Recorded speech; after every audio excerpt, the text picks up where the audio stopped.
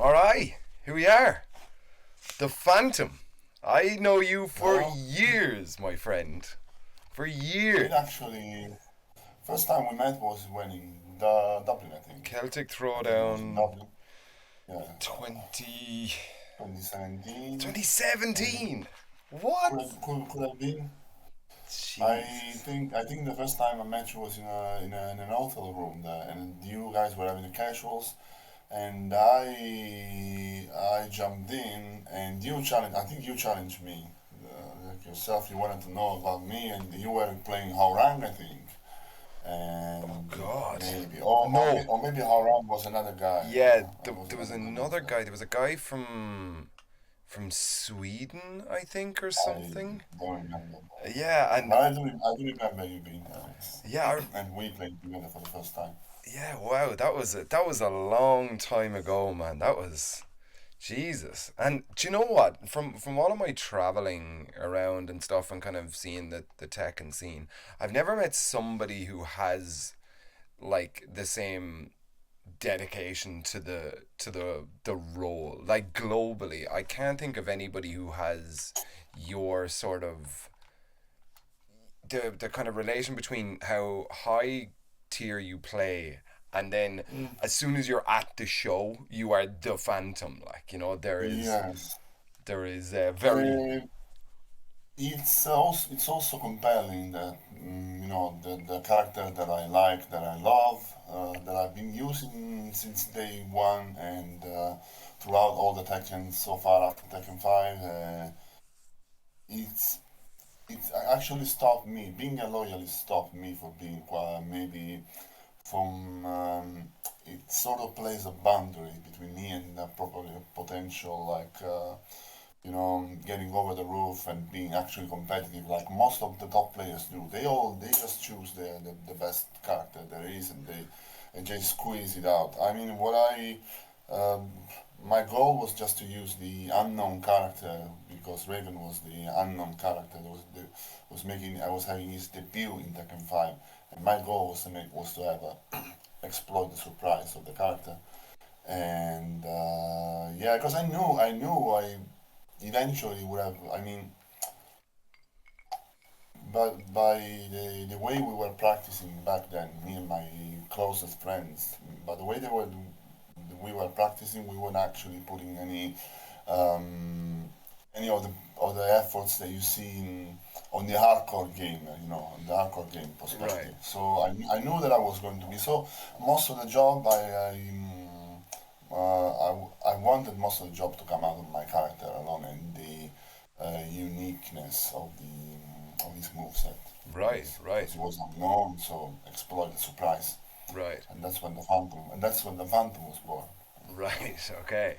And when you were playing like casually back, like with your group of friends, was this like a kind of a role that you played with them as well, or was this just something that you kind of reserved for like when you arrived at events?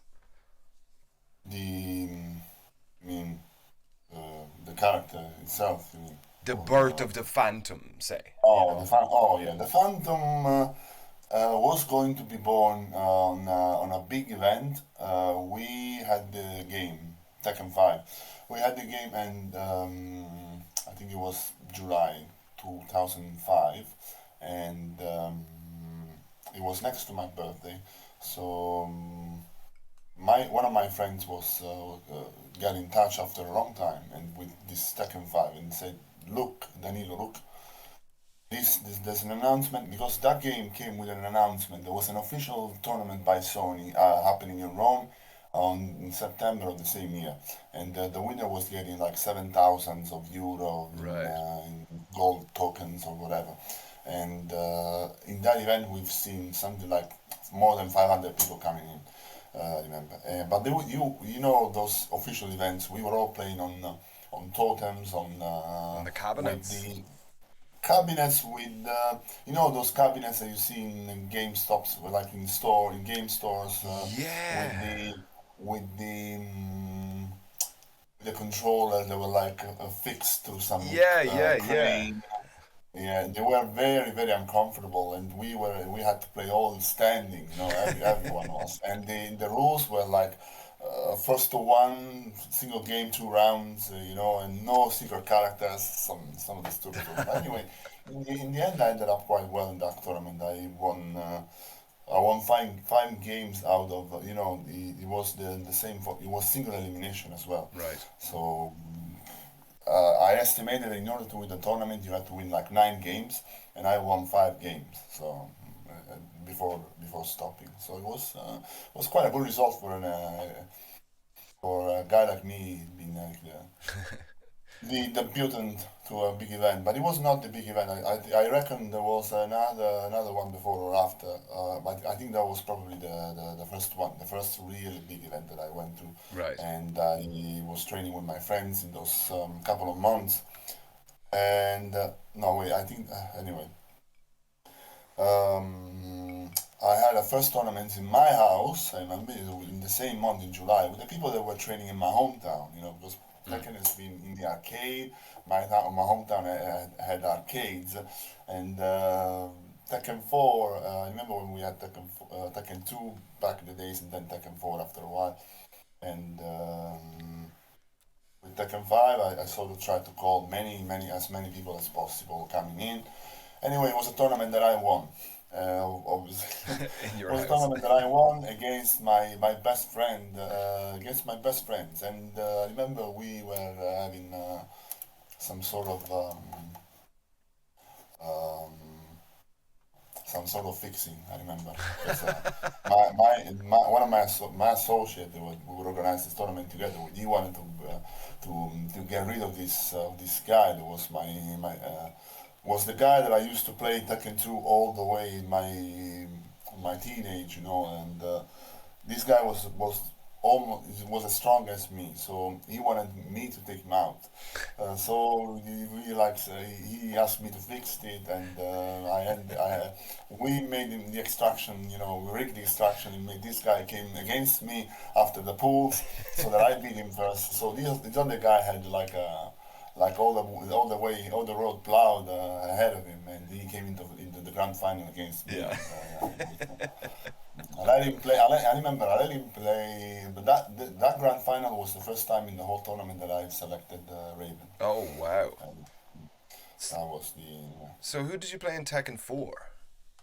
So I started playing Tekken in Tekken 2. Mm.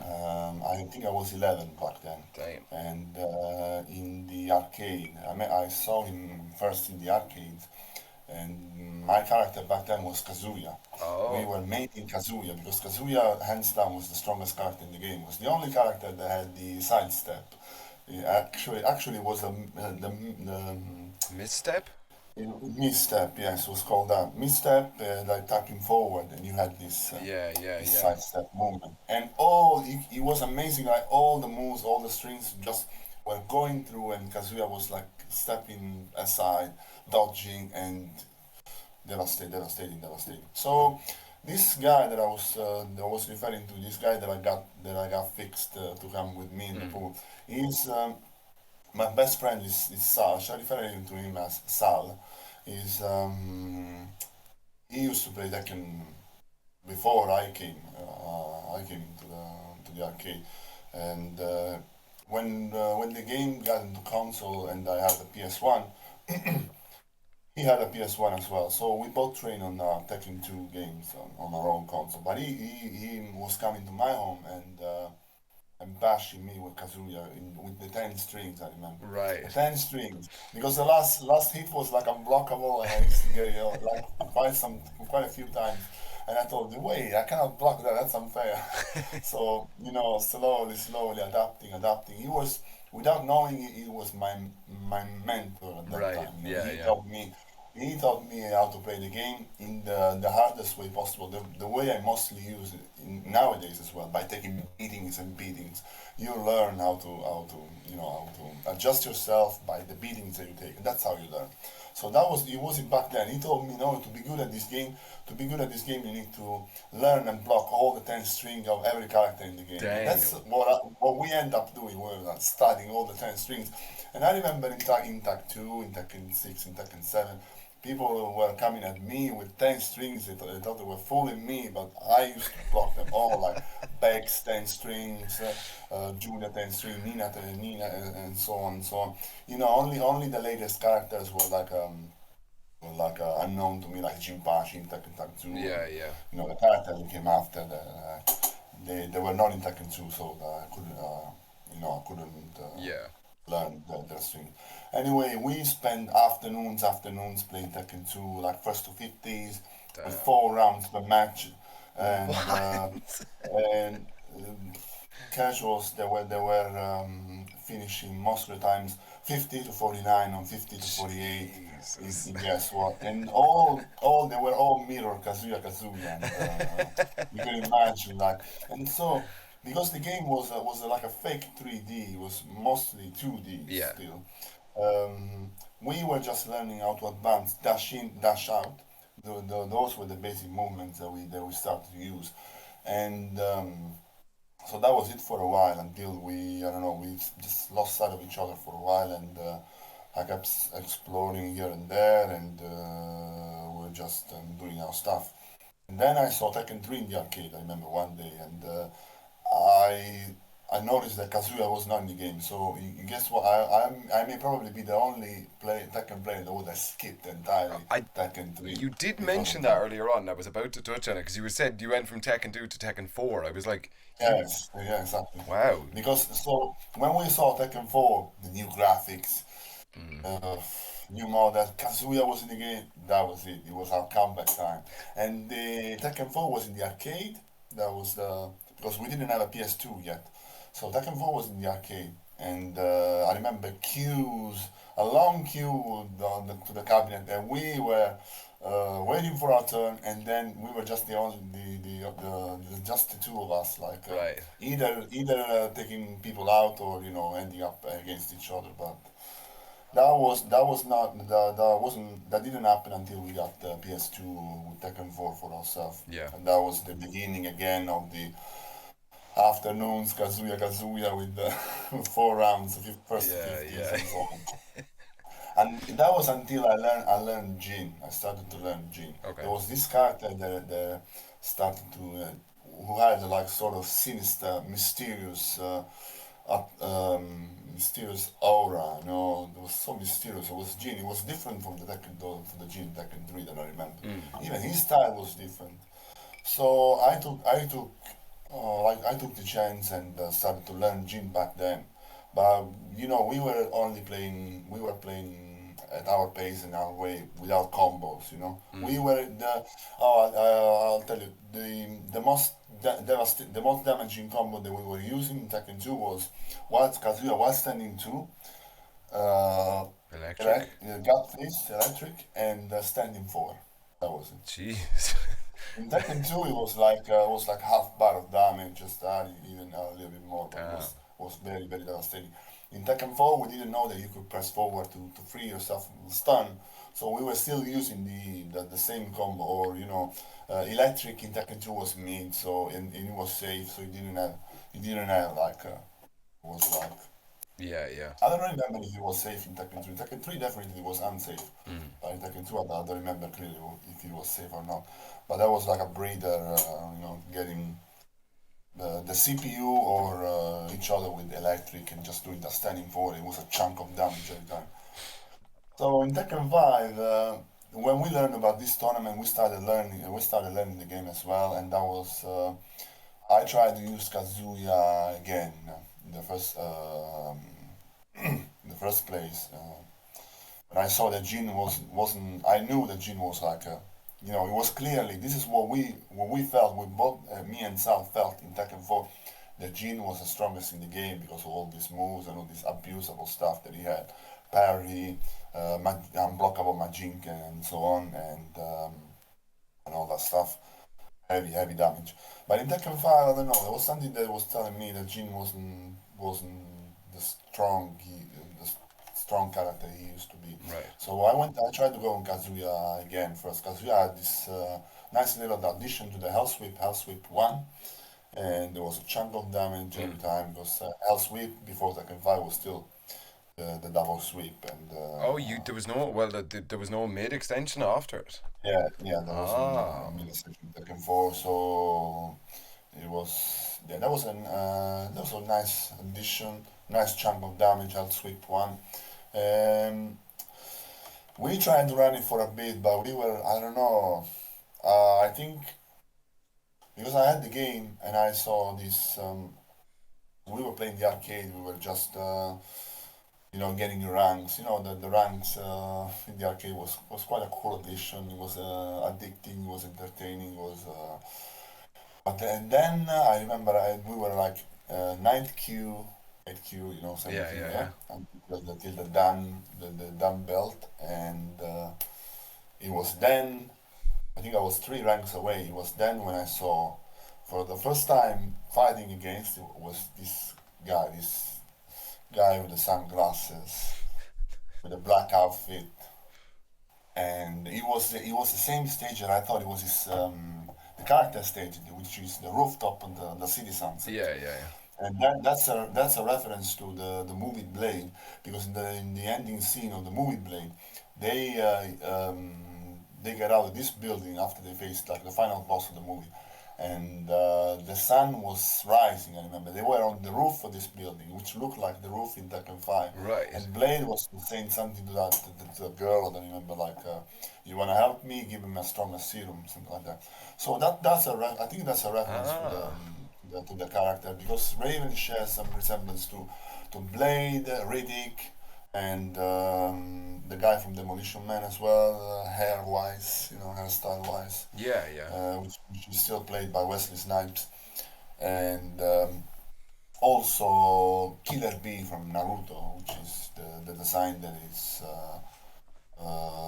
more obvious in Tekken DR, which is where the dress is all white mm. with the red like extensions from the knife, from the Yeah, yeah. daggers.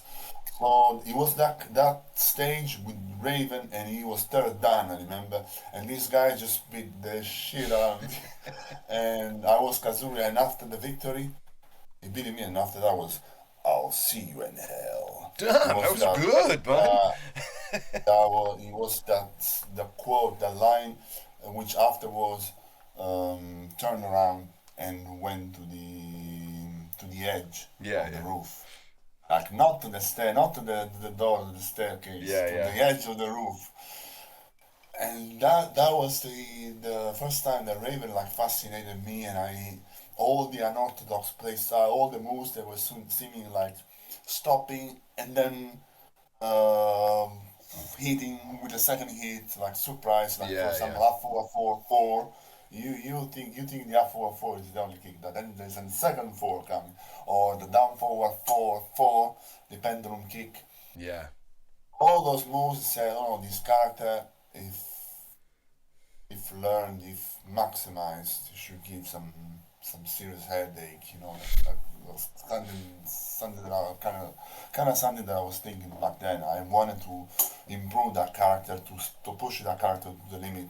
And Tekken 5 was just begun. This character was a surprise, so, and no one was, you unfortunately nowadays, I have to say unfortunately, it's not.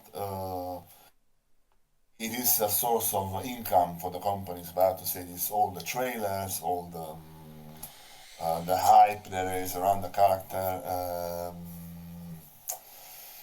But back then it was just you see the character and you don't know. There was no YouTube back then. There was no Twitch, no anything. Yeah, yeah. So you had the character in the in the darkness of your room. You were the one playing it without anyone to know, and no one to know if you were going to use it in a tournament or not. So that was basically what happened back then. And I remember I was in the forums on the internet, because the one thing that I thought was, back then in Tekken 2 and Tekken 4, we didn't have internet back then. Our internet was not as evolved as it was.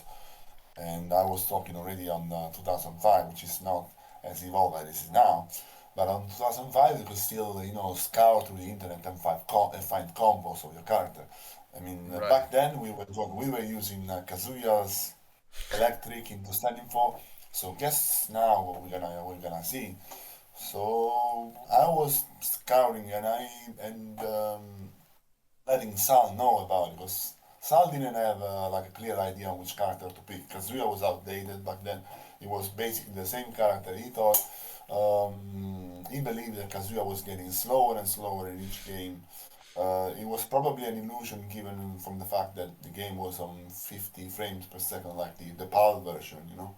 Okay. So the game looked like slow on the regular eye. It was slow in general. It was probably because of that, and so he had to find a character on his own. Anyway, Raven at the time, Raven was too weak to be used against against Sal. I still didn't have mastery, complete control of the combos and the moveset of the character, so I had to rely on some old-fashioned way to like to defeat him, like Paul, you know, and I remember he used to switch to Asuka. Asuka also was a character that reminded of June. I really called June playstyle in Tekken 2, and June was one of Sal's character as well. So that was something that pushed him to like convince, actually invited him to like a reason for him to choose the character for. Yeah, yeah. And she was a tricky character. I remember I couldn't have like I had no chance of beating her with Raven.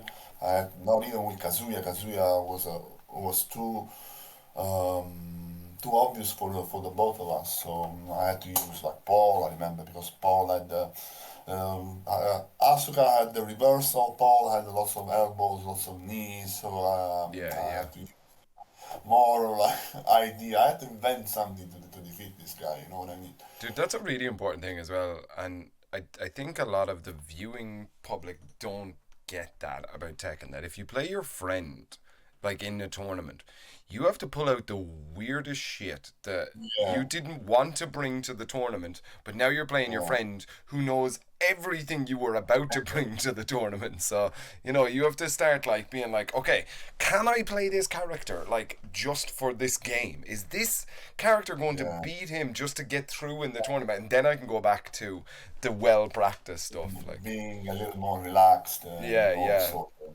And in this instance, I remember there was a guy, an Italian guy, who used to play against a not so strong guy, but this guy, I remember, he was Tekken 6 time, and he was a Bob player, and his closest friend, his best friend, was a Paul player, Mm. and they were playing together every time, and there was this saying on the forums. I remember, oh, you know, they play so much together that he knows just exactly how many hair Paul has on his head. That sort of way. And they went to Ultimate Tournament. You know, the it was used to be a big tournament, yearly tournament in France, in Paris. Okay. Ultimate Tournament, UT. And there was this guy, this player from France, this top head genius, and he Not was a the. pole player, one of the strongest pole in the world back then, and he just and this guy, you know, that played his friend was a pole player, played against him in tournament and defeated him 3-0, 9 round to one. I remember. Jesus. Why? Because as we said, you know, playing over and over and over with the same character, learning all the animation, all everything, and you just know you just learn everything about the Yeah. character, and at that point it's not the character that has an impact. It's the player itself that has to have an impact on the game Yeah. on the game on the you know on the, so again That's it. talking against me back with me and Sal. It was that point before or after. I think it was November. That tournament was all the few tournaments were gone, and I remember we were walking in a park once, and I told him we cannot stay playing with the same people in this hometown again. We need to leave. We need to we need to travel around because otherwise we will not improve. So that was it. So I was going. I started to travel to Rome, where the Rome was the house of the best player in Italy at that time, and There was this guy like who was playing Feng. He was always winning in tournament in Italy. But Feng was the top one of the top characters in Tekken 5, so that was a bit relative. Anyway, Sal got inspired by this guy and started to learn Feng properly. So we went to a point with all the knowledge we got from the videos, from the combos, from the tournaments. Now that we knew all the top players and we knew how the game is really played, or the combo, where the combos are, once a character is unsafe, then you have to launch him and not just doing some moves and that's it. Because we were preaching like, let people play. I mean, you're in the air, I'm comboing you, and you're not playing. It's not fair. So let the people play. We were preaching that beforehand. So it was time we started to play seriously. So that was the time when our afternoons were now Raven against Fang, both with our memory cards.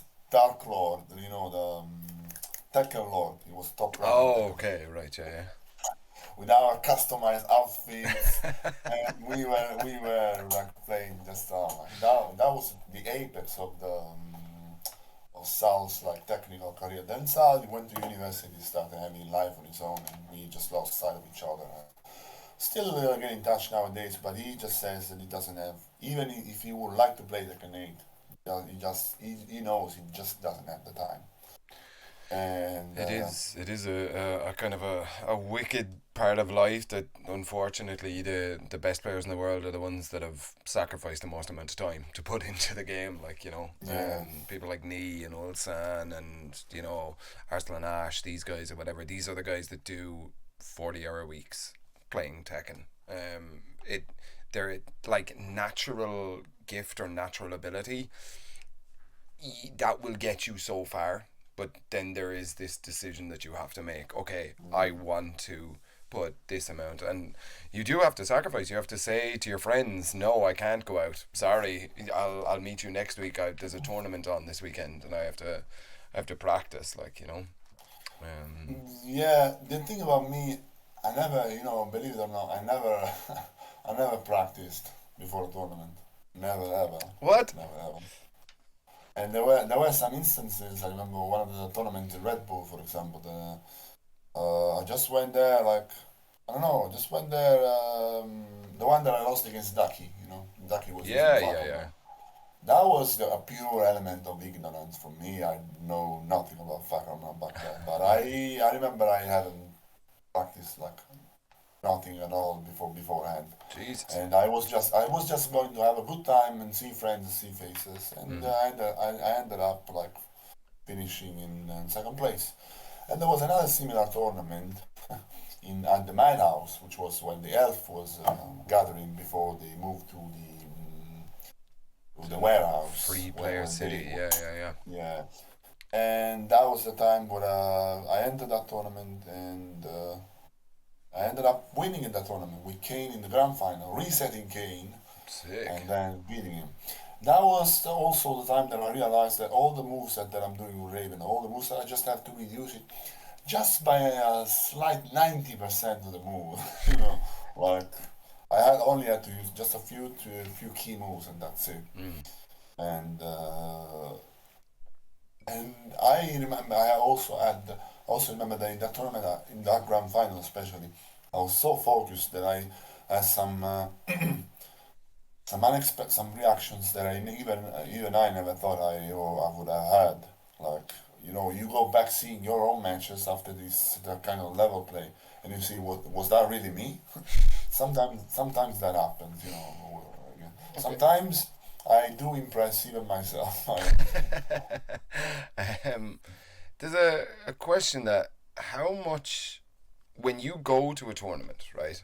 Say this is going to be a big tournament like versus fighting or whatever. How much of like the Phantom character are you bringing, and how much of like the Phantom as a player are you bringing? Like, do you consciously like be like, okay, versus fighting last year is the one I'm thinking of, that like you did very very well in Birmingham last year from what I remember. But then there was a lot of like clips and stuff of you and like photos with you like in full like ninja pose and that sort of stuff. And I remember thinking at the time, I was like, how can he play like that and then also have the time Mm. to do this sort of stuff? So is it a decision that you make?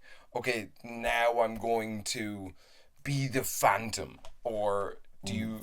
Are those just kind of as they happen sort of moments? So, well, it it happened in the past. Actually, so that's an actually interesting question. Um, Depends on the chances that I have, on the space, and also on the 3 seconds rule. The three. On the so-called 3 seconds rule when some circumstance happens. But I think I need to spend more than 3 seconds. The 3 seconds rule is you need to if you think about something that you want to do in that moment, you would need to do it within 3 seconds. Otherwise, you would not do it. You know. Okay. If you get past the three, hesitate. You just have to do it. And I have to say something, that like that the scene, for example, when everybody was quiet down, sitting and watching Daniel Mado and Asim having a match, Mm. and everything was deserted. There was no people in front of me. The escalator was free, Oh so yeah. I said I thought I had to do this. I have to do this. I have to do this. I will do it during the loading time so that the camera is focused on the other players, and so that I took the chance and then I went to the escalator and just slowly and calmly crossed my arms and the rest was history back then. So a situation like that, when the character takes takes place, I can be a serious player like the others, but like a serious person, like Mm. most of the high-end top players are, like to just focus, concentrate on the game when they're playing, and outside they also seem more like as much as concentrated, as much as focused, as much like they're going for a job interview. You know what I mean? But I'm not like that. I mean, I have developed this character, and most of all, I owe it to my Italian friends who used to support me in my initial months. Because the thing about the Phantom, everything came from me, from some sort of arrogance that I have. I remember I wanted to call out for players to come and face me. Uh, Pretending that I started to say, Italy is made by 20 regions, Okay. The regions where I live is called Lazio, where Rome is, Mm-hmm. that's a region. And I remember I had made this call out on a forum. I say, the best Raven in Lazio. That's it. I knew I was the only one playing Raven back then, so obviously with the knowledge that I had back then and the exploit that I was doing, I was pretty confident of what I was saying, arrogant or not. Mm-hmm. But in that case, that was also a call out for other Ravens to come and face me, so to prove me that I'm wrong. And I remember I had a shit I had a shit storm coming at me back then, and Really? Yeah. from players from Naples. I remember was Bode was on top of them, but Bode wasn't directly giving them. It was some of his friends were strong players also. And it all ended when we met at a tournament and we had some fun together. And I also uh, showed people what I was made of, and I was true to my words that I was a good player, and like. Like a very tough cookie to crunch. So that was the first tournament where I saw all these guys that were giving at me, and we were all just doing fine afterwards. And by the time I took place to other events, then I just improved. As I said, taking beatings and learning. When you failed in the previous tournaments, that was mostly the key for me improving in the uh, following event. That's what happened. So, speaking of, going back to your question, the character of the fandom, everything came from that, from some sort of arrogance, which helped me build the character of the fandom in the beginning, my nickname wasn't even the Phantom. Was the Phantom Raven was supposed to be. Ah, right. Okay. Some say that it's unlucky. It brings bad luck to have a character in your own nickname. And the reason why I kept the Raven hidden was the same reason that I mentioned in the first place, that the character was a surprise. So my nickname in the forums was the Phantom dot question mark. That Right. was the nickname. But I remember I opened a thread like stimulating players' expectations, like why is the Phantom? Why not? I was really putting baits out. Putting baits for people to come and eat. And so my goal was to stay hidden because there were like we were 2 or 3 months away from the big event, and I didn't want anyone to know what my character was. Like I was even supposed to write in my nickname, what I mean. Yeah, yeah, yeah. So it was the fandom. But then in that period of waiting, in that time lapse, I so got used to people calling me Phantom, Phantom, Phantom. In the end, I just left it the Phantom. That's it, and that was it. I think And, it's a great name, and I think a lot of people like have very bad names, like especially on the scene mm, and stuff.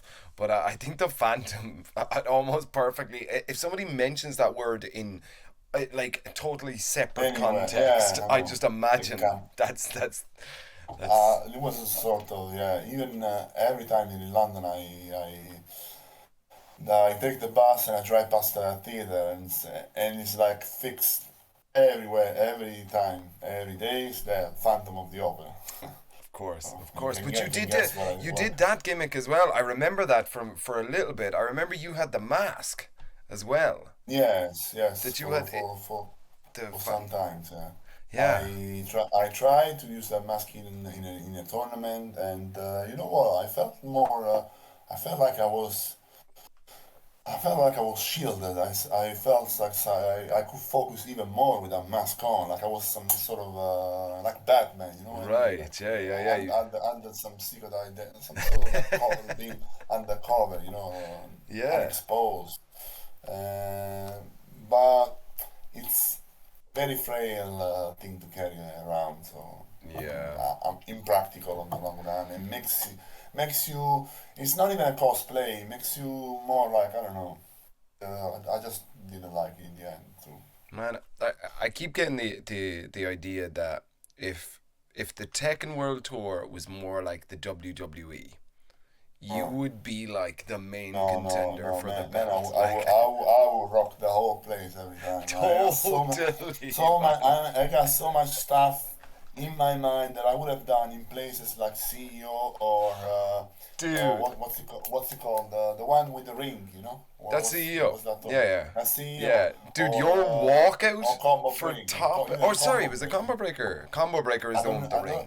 I'm confused. I don't know if it's combo breaker or CEO. I Oh, think it I was can't combo remember. breaker. But dude, your walkout, I imagine, right? All like blackout. Everything just like shuts down. And then out of nowhere, you just hear like this operatic music and like lights a load of fake smoke. And I imagine you in like a full I cloak. wanna put my own music. I have music in mind. I can Damn, play. man.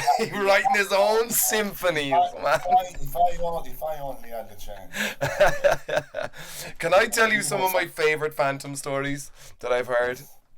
Yes. The Fine. Versus Fighting 2018, I think. Did you beat Cherry Berry Mango?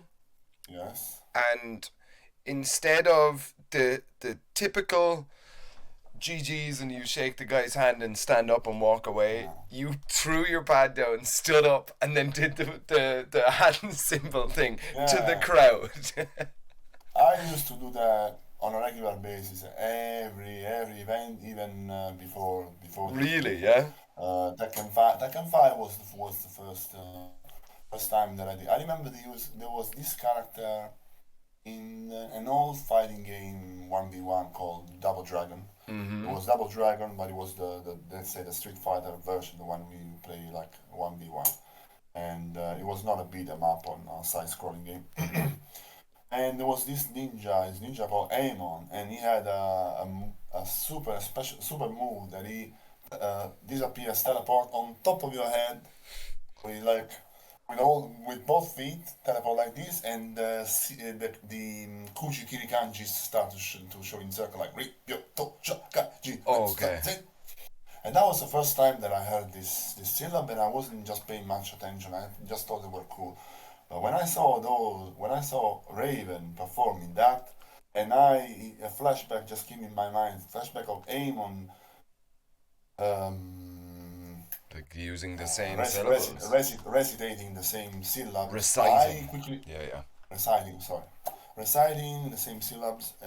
I quickly went to have a research, and I found out I studied all the Kujikiri, all the ritual, and every time Raven was performing on the victory screen, I was memorizing all the position of the hand, everything, until I could do it on stage or after winning an important match. And Because that was a huge win for you at the time. You beating yes, but CBM. I think at that point in Tekken, Korea and Japan were dominating. Like the whole world. Like anybody like with JDCR and Saint and then but I don't wanna say something offensive to the Korean players, but uh,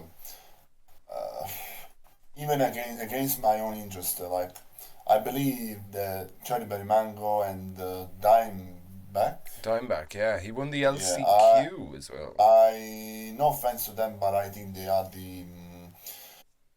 on the lower level compared to the other. I'm not saying that they are weak. I'm saying that they are the least. They were the least strong Koreans that were back then compared to Okay, others. but who were the Koreans back then? Obviously JDCR, Saint and Nee. The, Those yeah, are that tournament wasn't even too far from now. There were so many Koreans. There was John Dean, was Rang Chu. There was so many heads, but honestly, Johnny Berry Mango, I was close. I'm not saying I was close, but I was giving him like a very hard time in the first big event of Tekken 7 before the game was released and before the UK Championship even happened, and we had Charlie Berry Mango in the house, and Kane beat him in that final, securing a spot to a tournament in Japan. Or I think it was okay. that was when the Kane went for the first time in Japan.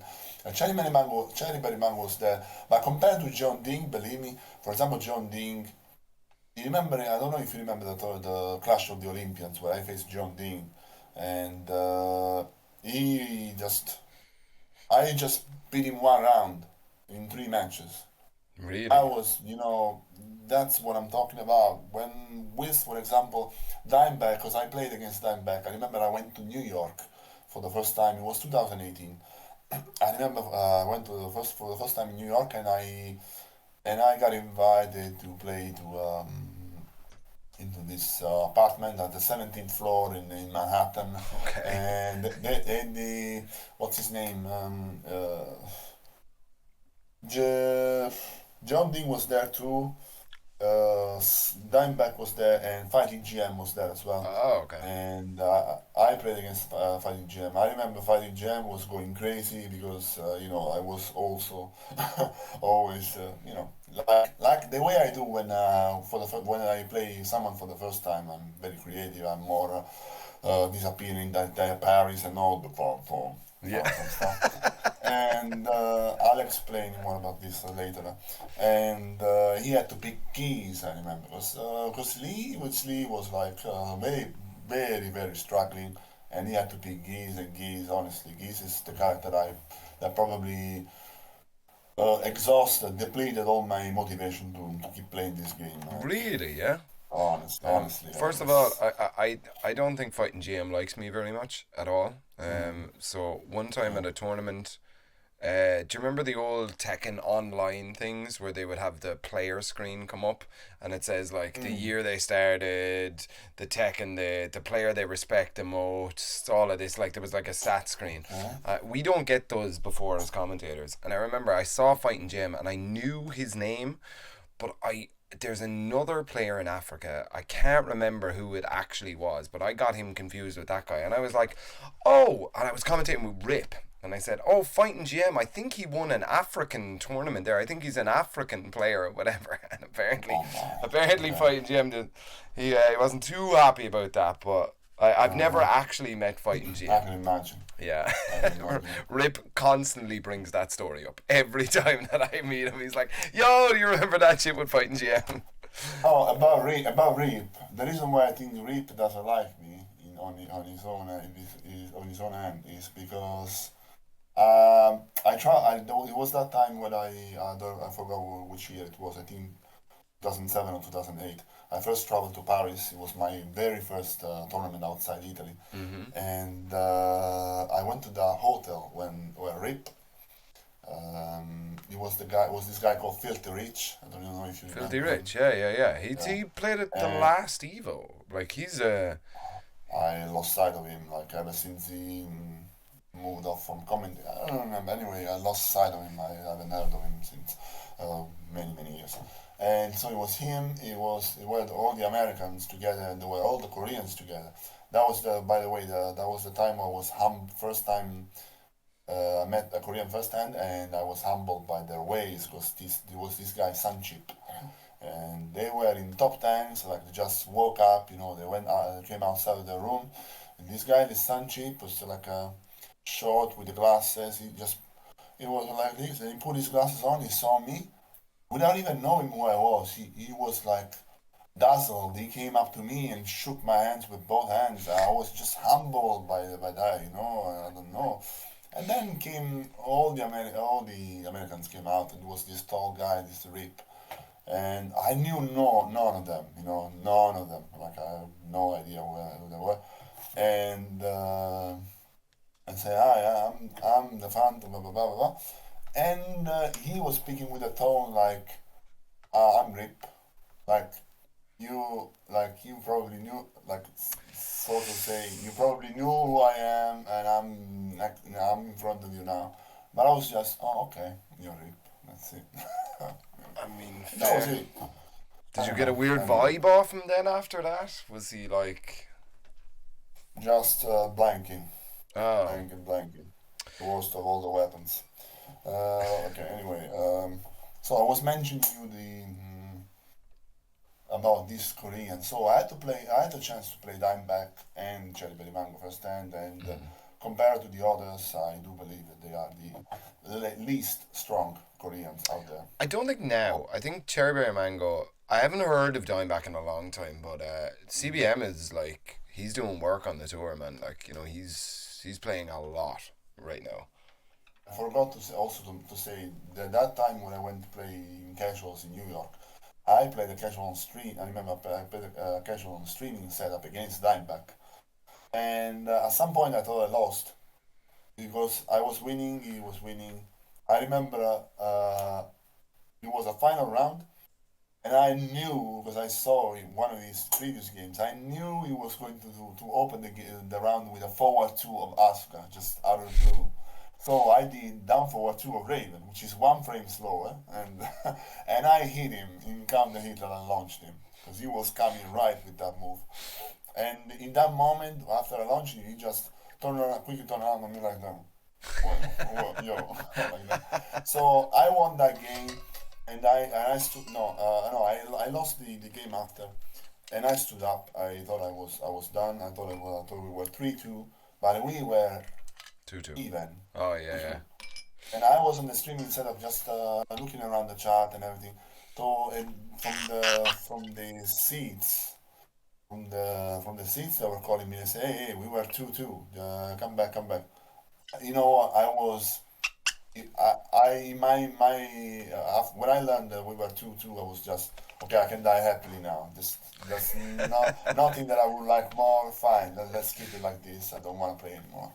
I mean, I was more than satisfied. Like So wait, against the Korean, you know what I mean? Against the Korean, for 2-2, that was like a dream. of course, of I mean, course. You see, what back in was those days, like, do you remember the time when if you beat anybody from Asia and you weren't from Asia, they used to, like, the nickname was, like, the Dragon Slayer. Like, that it was like the dragons came from Asia, and then if you killed a dragon, you were a Dragon Slayer. Like, if you knocked it, like, a Korean or a Japanese out of tournament, Like there was this like badge of honor, and then the next show that you went to, the commentators would say, "Oh, this guy at a last tournament bet a Japanese player who came over from the arcade." Like that was like a serious badge, even in America as well, and that sort of stuff. You know? There used to be there were players like Korean players that I used to beat in tournaments, but they were not actually living in Korea. They were living like they were based here in London.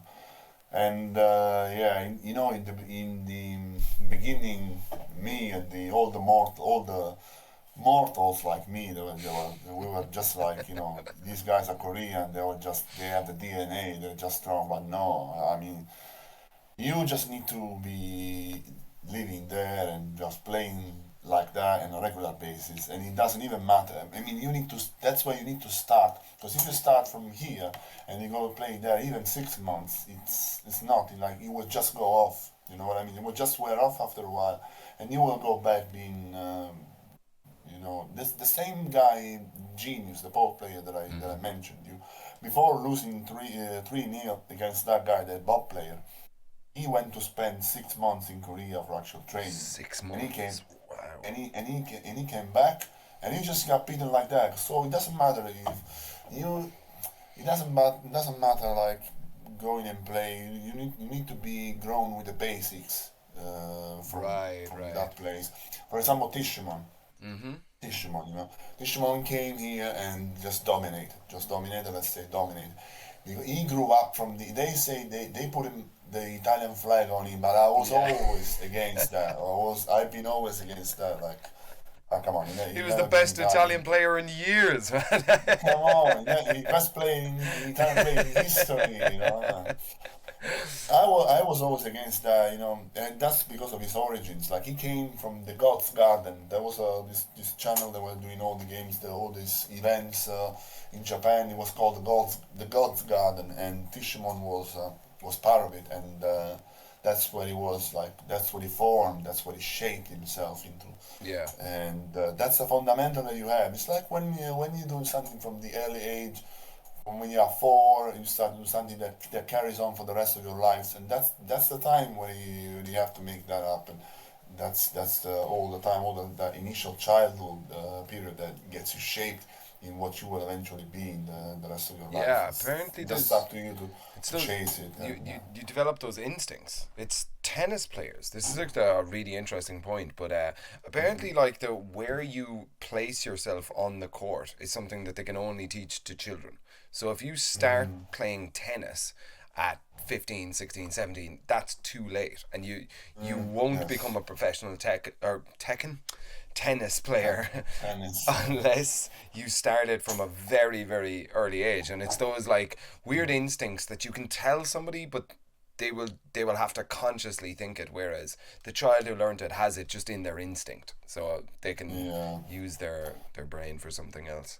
I think I got myself into video games because I probably that's the first thing that I really enjoyed and I started to play. I think I was 4 or 5 when I started to touch my very first games in NES. When my brothers used to play, I remember there was this game in Wizards and Warriors was a game for NES. Your sort of fantasy game, sort of like Was that the sort of like Ghosts and Goblins. isometric? You kind of run around and you could choose between three characters. Was that one? No, Oh no. it's same, maybe a less complex than Ghosts and Goblins, for example. Yes. But Okay. the atmosphere is like that. You just start the game. You have this just unnamed dude, unnamed knight wearing a complete full armor with a helmet. It doesn't Mm. even show his face. And you just go on and you acquire power ups and so on. It was that one. Then it was Zelda. It was Yeah. Adventures of Link and so on. Racing games also were my passion back then. But Yeah. anyway, I started back then with the With the uh, NES. with the NES, with the NES, and then moving to the backyard of my home where there was a bar. That was the initial circle that I wasn't allowed to go farther from. Of I course. was Of just course. very very little. There was this bar with two cabinets inside. My very first arcade cabinets were Altered Beast and Final Fight, I remember. I know Final Fight. I And don't know what's the other one. Altered Beast. Altered Beast. Another game of the side scrolling with enemies coming Yeah, at you, yeah. and it has a sort of ancient Greek feeling. Mm. You are like this skinny guy that gets powered up, becomes more muscular, and Right. after the third time you transform into this beast, which is changes every level, a wolf, a Right. tiger, and so on. And it was yeah, those were my first games in the arcade, and Nice. slowly got expanding. And there was also this game. One of the most influential games that I had was is called Rai Mais. It's a Japanese word. It's like a futuristic Pac-Man. You had all these stages in the bounds of your screen, like labyrinths with that you have to collect with this ship. And you could take power-ups like lasers, barriers, and when you collect all the dots, on the far side of the screen, like the boundary open, and depending on which side you go, the screen moves on over that side, and another Oh, screen wow. comes up like another level, and depending on where you go, you get a more difficult level, bosses, and so on. It was very exciting and complex game for that time, for that age, and then yeah, that Awesome. was one of the ones that I remember still there. And that was your most influential game? Like the Pac-Man Like 2.0? how can I say most influential? Probably forgive me if I misuse the words. Yeah. I was like, Most influential. how does that influence like Yeah, crazy no, no, Raven you're plays? right. Like, you know? Forgive. Yeah, ninjas. I don't know. The probably the reason why I chose Raven is um, it is sort of bound to my personal character, which is taking going always out of the picture. Right, right. Like So, I never had at school. I never had a method of study on my own. I always have to copy others, and most of the time I was copying, copying friends that were next to me, like mm, in the homeworks and everything, and I just wanted to go for the easier way in every aspect of my life, job, education, and everything. mm. In the school also, and that's well, that's a more complicated matter to discuss.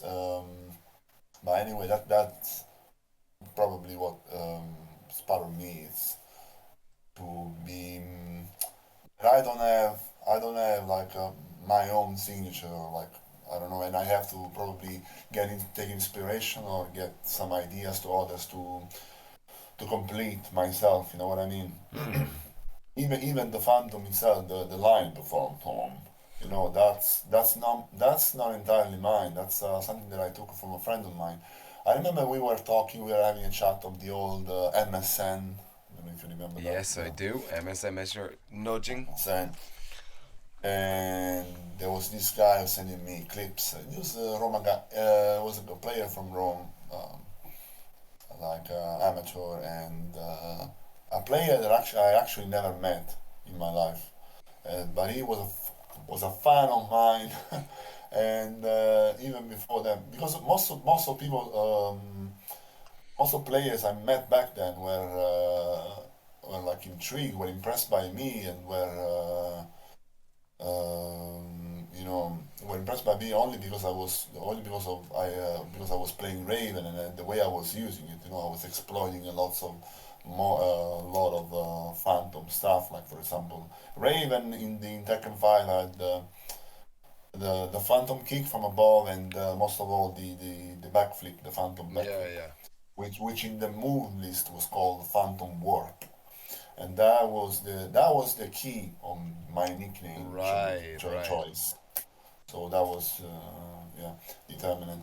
And then, but because of my nickname, the Phantom, then this guy one day came on me on MSN and sent me an audio clip with his voice clearly low pitch changed by a synth, Right. and Yeah, yeah. it was like it was like the Phantom, Phantom, the Phantom. It was like that. So so that I kept that clip, lost it through the years. I don't remember. There may be still some player out there, Italian player that keeps it, and because I know there are. And I remember this tournament in Rome, the first tournament that I went to, and this player, I don't know if you know Evil Dice, this Roman player, Evil is very guys. Evil Dice. Evil Dice. No. It's a lay player. Used to be a lay player once. Now it's just doesn't play Tekken anymore. Just doesn't like it. It's this guy's one of the oldest Tekken player in Italy right now. It's Damn. over Oh, 50 wait, now. wait. Over 50. I was about to Over say, 50. like, the oldest Tekken player I know is Bodhi. Like, and he's in Italy. Oh Like, no no, believe me, this guy. Like damn, they Bodhi's used to be. dad. There used to be an even older player before him. I remember the player from Sicily, but now I think Evil Dice is the oldest player. Sometimes he may play, I don't know, in the dark of some room with some friends probably. But that's just it. Most of the time he spent playing is like ranting about how weak his character is and. Oh, lucky you are, lucky you are. And the guy, no, just got some choice, right? But anyway, we at the time I was imagine that now back then I was 20 or so, 19, 20, and Evil Dice was 38 back then. So Jesus. so nowadays I'm 38. So you can imagine how old this Evil Dice. So I've been saying now I have the age that Evil Dice had when he used to host people like players like us in his place. We used to go and have his house was the place we were having all these sessions. And I was traveling to from my hometown, spending like an hour and a half of train just to get there. This session, sometimes even for just 10 minutes of playing, but it was decisive. It was Jesus. very instructive for me to play against very really strong players. So Evil Dice was having these sessions with a dozen of people, a dozen of players, different setups. We had this huge living room with a maxi screen, with a projector screen, Damn. that we were also using, especially at events. He used to host every one of us in tournaments. We were like dozen people camped in this living room. You can imagine that. And it was that night. I was playing against these Sicilian players, and for the first time was having cash over Ray, and I said this guy would he wasn't that famous player, so I could manipulate him as much as I wanted. So I was playing against him, was beating him, and every round that I was beating was like he was like next to me, and every round that I was beating was like the bomb. I was like no. And then on and on and on until it must have stuck in their head, must have got stuck in their head because that same night that I was sleeping, and one of my friends from my hometown that was there too, he was playing against this guy, and just other guys were like going at him like the As he, bomb, as he beats him. without me actually saying anything. So before I knew, I was actually creating some sort of cult Yeah, yeah, yeah. around my character. The Phantom And Cult, man. and that I'm was gonna that hit was that. Give me some gang signs with a P in it or something, like, I'm gonna take it. right? Hit me with a P, like, that's our gang sign, the Oh yeah, Phantom. Yeah. Oh, I like that one. Yeah, yeah, yeah. The Phantom, man. That's bomb, it, bomb. man. So yeah, that was where the slang came from. It was this audio clip that I was spreading initially, and people weren't believing that was me saying that. On a cautious ear, you could actually hear that the clip was like clearly Yeah, it manipulated was. through Yeah, software. yeah. Bend it I down. mean, Yeah. you can hear the breathing. Also, the breathing is pitched down, and Yeah, everything yeah. else was. So people weren't believing me. Some people I remember weren't believing me when I got like even with my own voice I was um, recreating that clip in MSN chats. Mm, until I went to the event, and in that year I was actually going to pom. So in that way, they were like, "What sort of sorcery is this?" That kind of stuff. Yeah. Oh man. And from then it just everything just spread, like a river coming, and everything just spread out, and all sort of thing came out from the Phantom, from Mm. the character of Raven, and myself. I was addicted to pose even back then. Addicted I have to. an posing, Oh right, poses. Yeah, yeah, yeah. Okay. poses, and I remember even in that tournament in Naples in 2005, at the end of the year, I think I still have the picture with myself posing, kind of Raven. You should see it still with all my hair in my head. Oh my God, sweet times. And I was like, I was that pose like with Raven like this, and Yeah. and Dude, that I'll was be just honest. just, That pose just as simple as you've that. just made my thumbnail for this video. Just that pose right there. You've just made the thumbnail for the YouTube. Appreciate it. Yeah. And yeah, Listen. so from So we're just over an hour here. So do you want to take a quick 10 minute break? I know we're having a really good chat. Do you want to just take a okay, quick 5-10 minutes or whatever? I can get up and okay, stretch my legs and stuff. Yeah. okay, no problem. All good, and we'll We'll see in a return bit. where we were. I was just thinking as I was down there. Do you want to hear my second favorite Phantom story in the whole Yes. world? So I was talking. You need to like tell me the background to this story, right? Because I Mm-hmm. was talking Of to the German community at the World Finals for the TWT 22. So say it was January this year, mhm. and Yeah, I was there. Yeah. yeah, yeah. And so I'm chatting to the German guys, right? And in Amsterdam, everybody flew in to Schiphol Airport and then got a train from Amsterdam or whatever the airport station is to Amsterdam Central, right? And Mm-hmm. then from there went to the venue.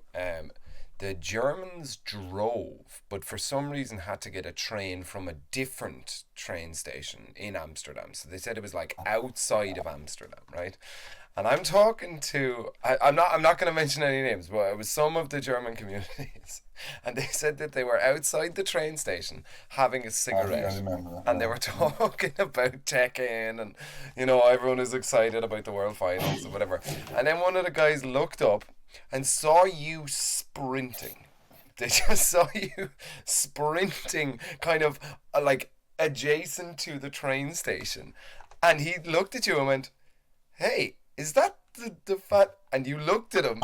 You came over, and he said, "What are you doing in this part of Amsterdam?" And you just looked at him and said, "I am the Phantom," and sprinted off.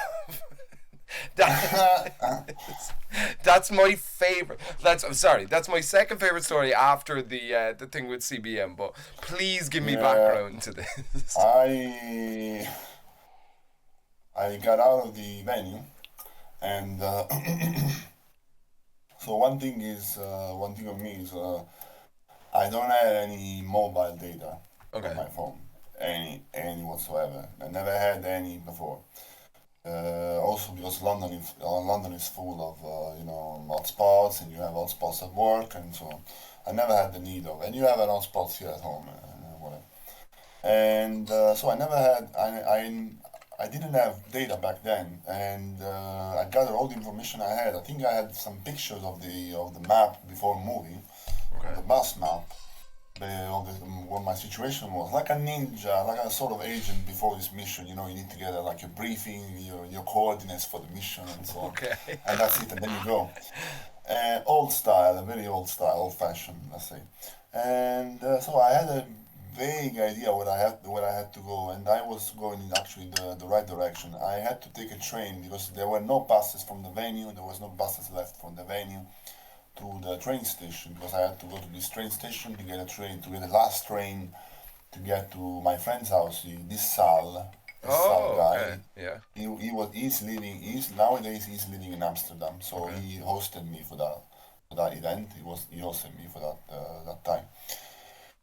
And so I had to go to sleep over. And but I had to get a train first. So the last train that I had to take was, I estimated that I by sprinting, and if I kept sprinting, I could have gotten to the station in time to get the train.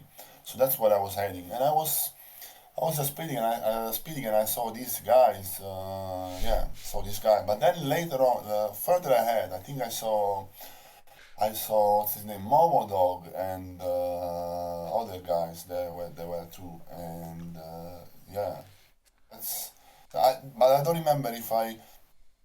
remember if I stayed for a few seconds before going. Yeah, I do remember having like a brief encounter, and then I just kept running, The and that story I was it. heard is that you just stopped and you said, he was like, "What are you doing in this part of Amsterdam?" And you just said, "I am the Phantom," and then continued Well, sprinting, which is the probably. greatest story. Like, I think it's so good. It fills you as a human, like as a real person, with so much mystique. Like, it leaves I, so many questions. I thought the great story you heard was when I jumped the streaming setup. That That was is, oh, another no, no, story. no, no. Right before this, I need to give background. Okay, so, um, Umar, who's the head of they do a lot of shows around the UK. They're a production company. A great, great guy, and I've stayed in rooms with him all over the world and stuff. He is a really, really like just a very, very cool guy. Um, Hmm. he, we were talking about you one time. I can't even remember where. Maybe it was at Evo or something like. And Umar had like a couple of drinks, right? And he's talking about, and I was saying that every time you look up on YouTube, uh, top 10 Tekken moments ever or Hmm. whatever, you're on about three of them. Um, we'll go through that, but one of them is you got really mad. You lost the game. I can't even remember what show this was, but you Mm. just dashed Yeah. the controller, right? The controller just went off here, right? And then you True. walked the other way. That was like the big clip that you were like, I don't even want this controller anymore. And then you walked out the other way. Uh, It's actually inaccurate, but Oh, okay. okay, but that I can fix controller it. hit Umar. Did you know that? That controller hit Umar in the Uh, arm. it didn't. Well, if he's saying, I mean, because we've been talking later. I think he didn't mention the controller hitting his arm. When I turned actually in the direction I threw the controller, and it was like a shuriken. It was like it just flew in a straight, perfect line, Like a shuriken. like this, like a shuriken, like a ninja star. And I remember I looked where he landed, and he landed on a bag, like on a backpack, Right. on a back, and that was right next to Uma, this guy, Oh, okay, okay. and so Uma is basically Spag's brother. You mean? Yeah, yeah, yeah. So he landed when I saw he landed there. I thought I like missed Uma for like this, but yeah, you telling me now that he said Look, he got look. hit on his There arm. was there was definitely a couple of drinks involved. So Yeah. I mean, stories get exaggerated and stuff. But so we were talking So about this, right? And it yeah. so that story So I thought was absolutely brilliant. That because that moment I had seen that on every clip of yeah. top 10 Me. Tekken rage moments you've ever seen and all this. The YouTube type video, right? Um, Oh yeah, of course. but so we were talking about that anyway. And then I said, "Oh, did you hear that he like jumped through like a streaming setup, which was the rumor that I had heard?" It was fucking Umar that was doing the stream. He was the production manager for that stream. So he was sat Really? Okay. behind the desk. And I was like, wait, Umar and the Phantom's paths have been No, no, connected. no, no, no, no, no, no, no. So that necessitates. Anyway, I'll go back to this in a second. And I wanted to clarify about what happened in Barcelona. That was a tournament in Barcelona where I Okay. shook the Irlandas and shook in a manner of speaking because that This was one. impossible. The full in, yeah. And I'll add another thing.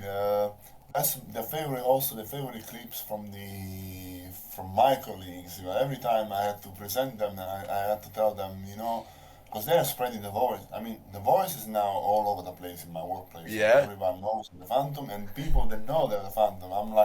They're like the my number one fan. All of them. They know all my stuff. They like what I'm doing. They like everything. So, and at the point, now every time I see this, well, it's not all of them, just a few guys in the kitchen mostly. Just a few guys here and there, and every time I just I step closer to the guy. I say a new line, like for example, the most one I say, "My ninjutsu has evolved to a new level." Manijitsu, The latest one, from Tekken 8. So they told me actually you do it better than the game itself. They do. Anyway, their favorite scene. I remember these guys looking at the scene where I shake the hand of this guy, laughing.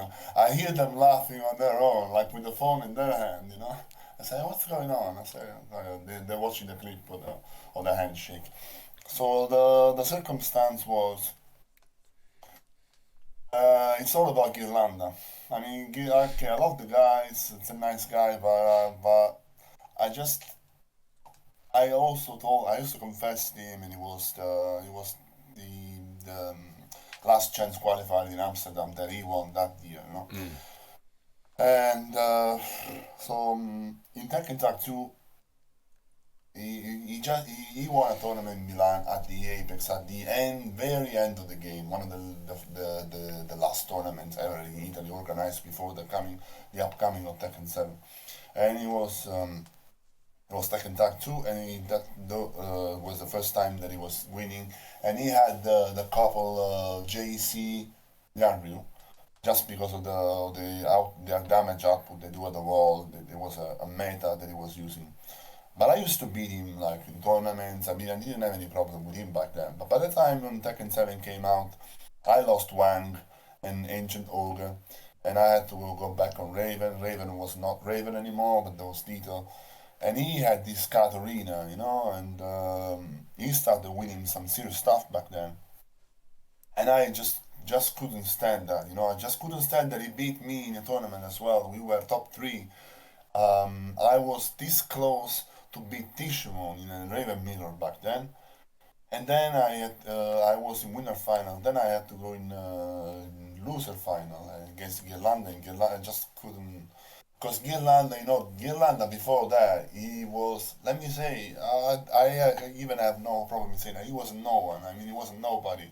I have to say, he got under the wing of Tishimon. Tishimon just elevated him, and they were like playing on a regular basis.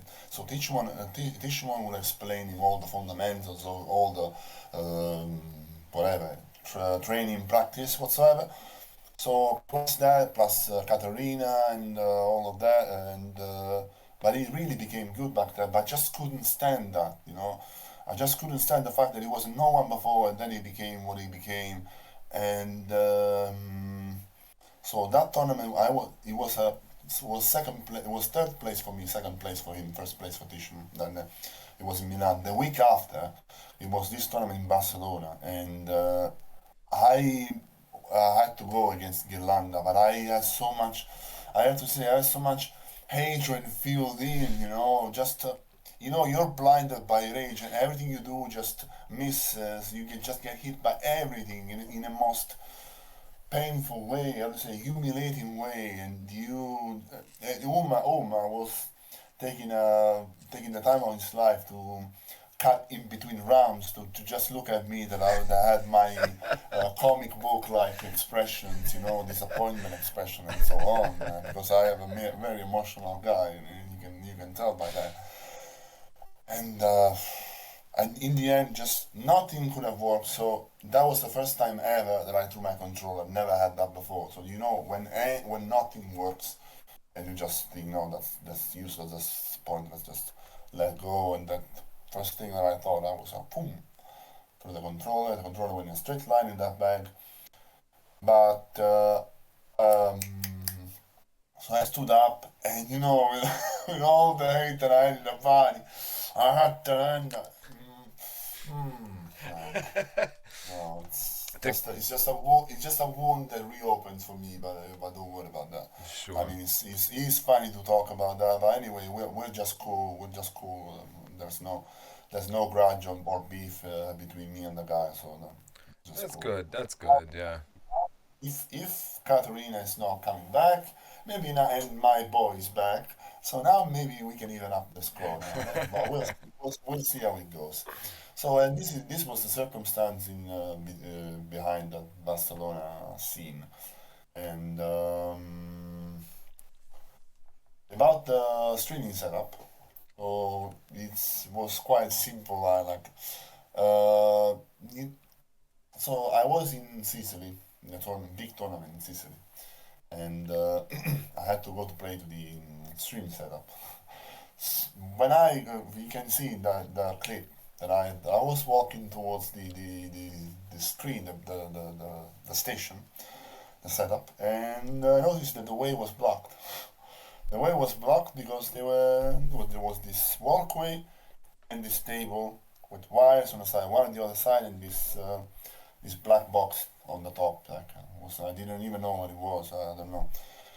And that, what I had to do back then, I had to walk all the way back around the hall to the under the along the projector screen and go to the station. So I had to go. I was just I felt lazy. I mean, I don't want to do that, and an idea came in my mind. So I took a bit of run back and went.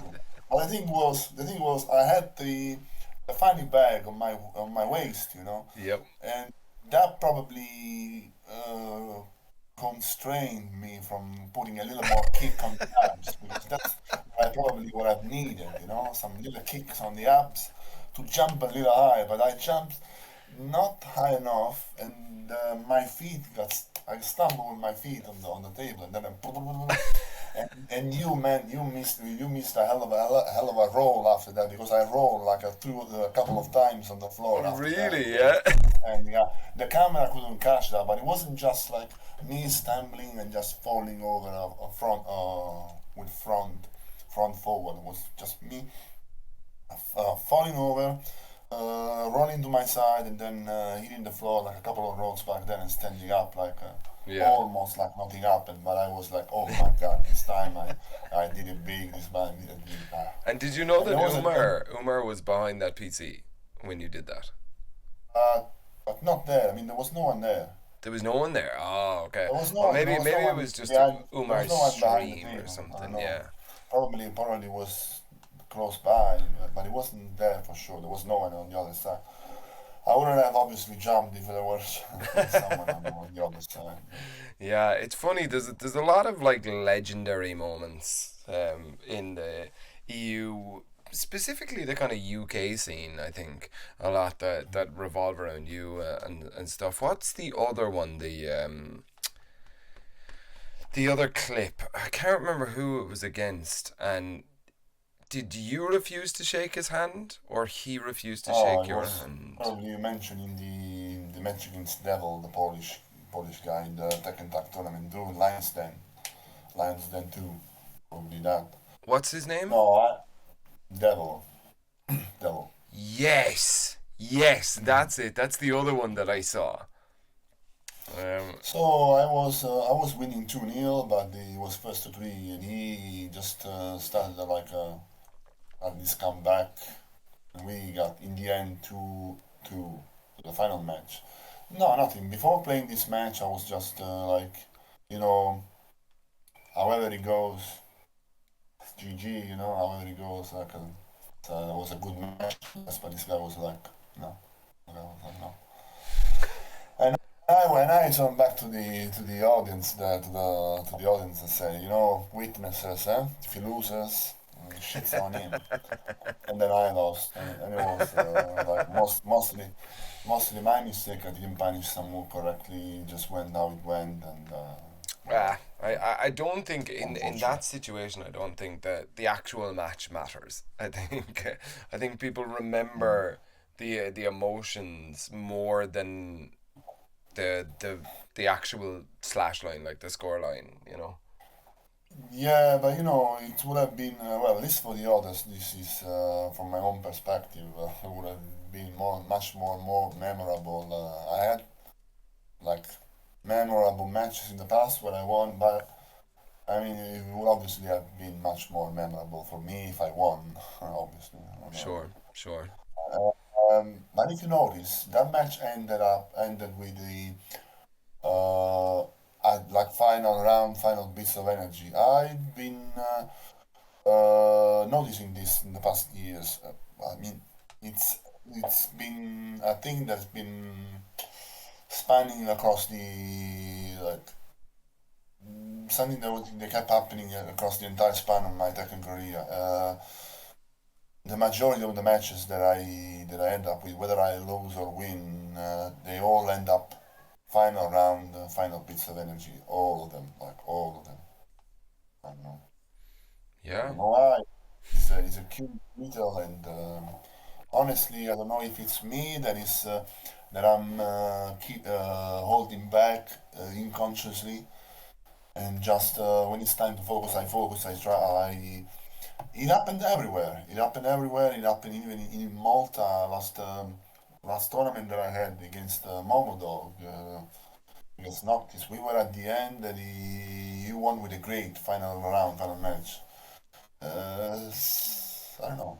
It's curious, but It is an interesting thing. I don't know. I feel like that's a tech and analyst job, and that's definitely not me as a tech and I haven't, analyst. I haven't, I haven't seen seen so much percentage of ending up in the at the final bits of energy in other players' Yeah, matches other than mine. I mean, mine is a very singular for instance. epic, Yeah, singular yeah, instances. Yeah.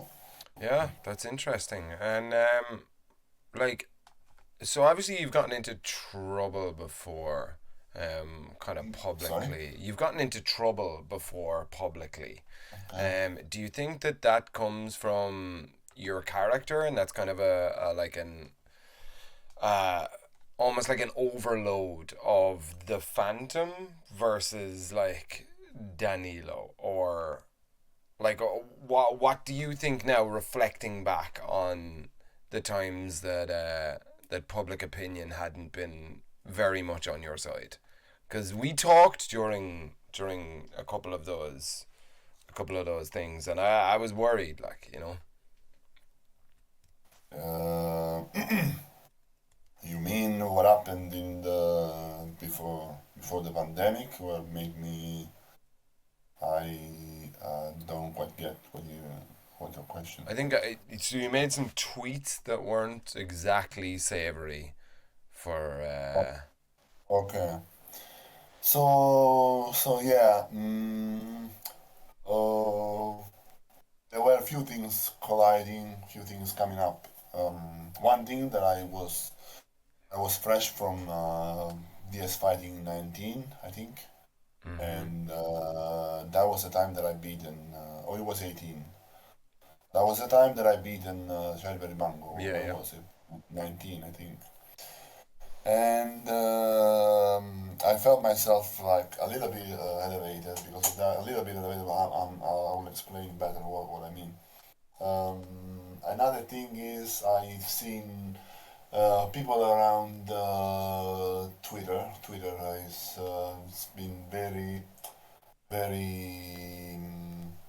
I mean, it's been a mistake for me coming on Twitter also because of that. You see example around which you shouldn't take because you see some people having some terminology, and just they just seemingly because I mean you talking about myself, you don't know or you still don't know the context behind because English is not your first language and you all just you can just make assumption to it.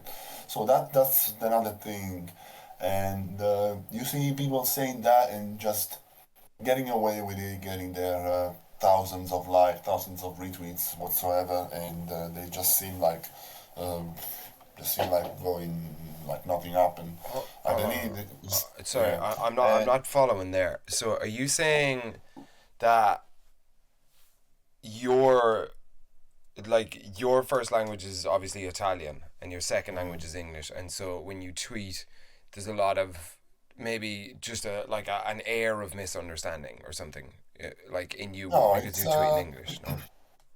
no, it's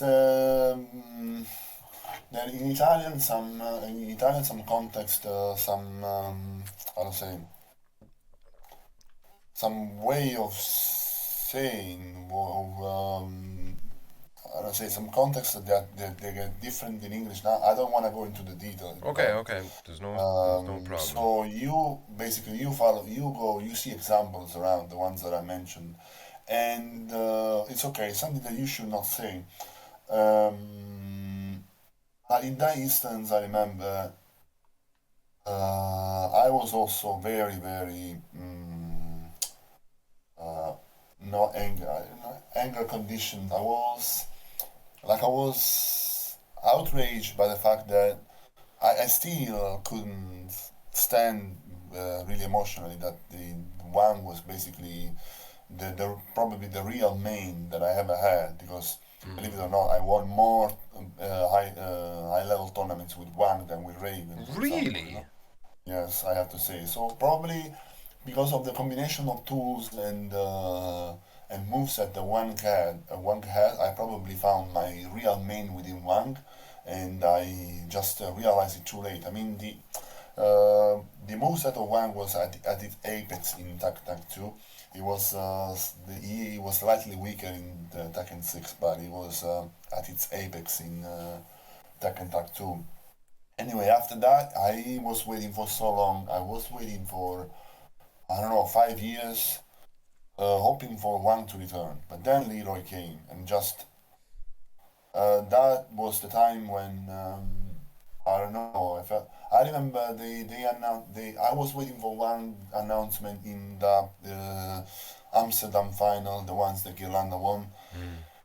and there were a few question marks to fill up, and Julia, Marduk, and Amor King came in. And I remember I cried. I went to a player called Phoenix Denja. It's one player. It's one of the nicest person alive you can see, and I knew him from we played again. He's like a one master, you know, it's like a one main. He's the typical example of when you see a player, see the character, they really um, the character reflect the player as much as the player reflects the character, you know. Right. So a similar example you would tell me with Raven on a side note, um, when I play my character. But he's like, I mean, he's like the wise person. I mean, okay, I can we talk about him a lot, but I will stop now. Anyway, I remember I saw him in the eyes, and I felt so bad, so destroyed inside. Another waste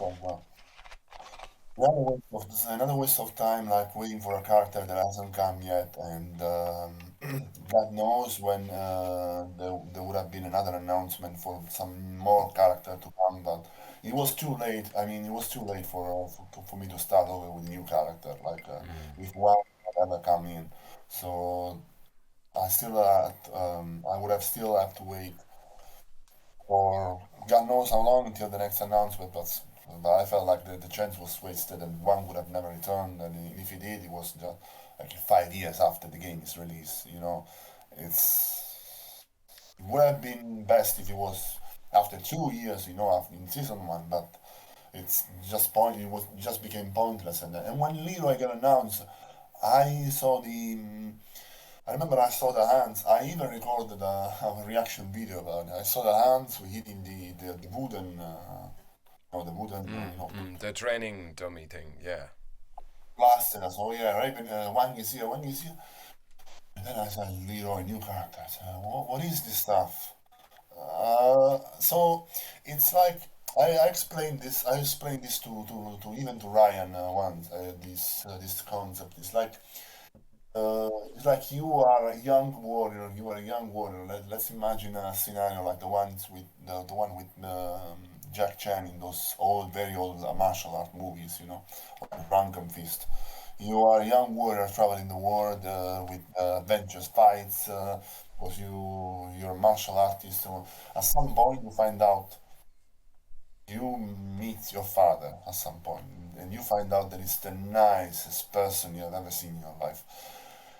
And you and this is a metaphor happens to what I've experimented during my time in Tekken. From Tekken 5, that I was a Raven player till when I found out when I discovered Wang, and that was in not much later. Wang was my side, a bit of a side character in Tekken 5 as well. I always liked Wang since Tekken 2, but I never felt like really maining him because I always felt he wasn't really his moveset wasn't really applicable like my kind of style.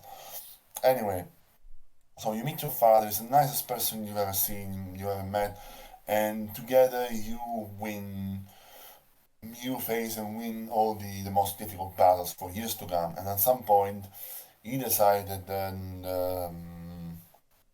he leaves for I don't know missions, that kind of stuff.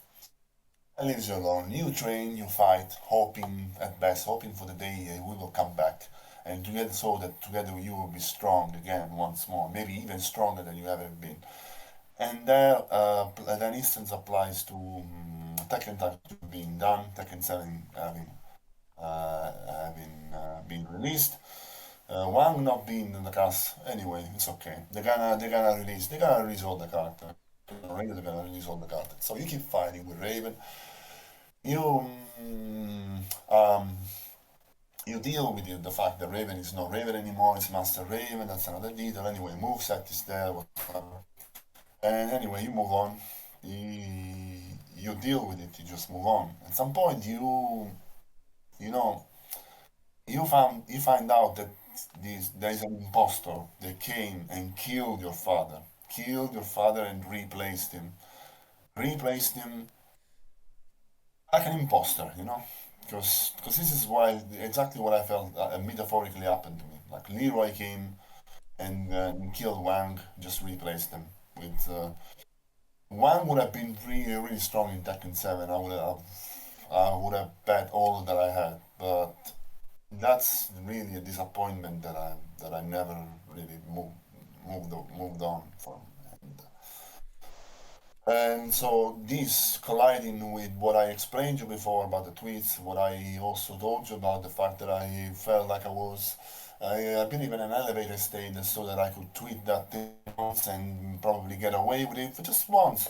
But obviously, even that time was what it was enough for me to like for all my reputation to be destroyed, and that is something that I obviously feel like he never were aware of, even though he probably did, but I know that he never did. And as I know that there is people out there that just waiting for they just know in their mind and in their hearts that for me in their eyes I'll be just that person, and Yeah.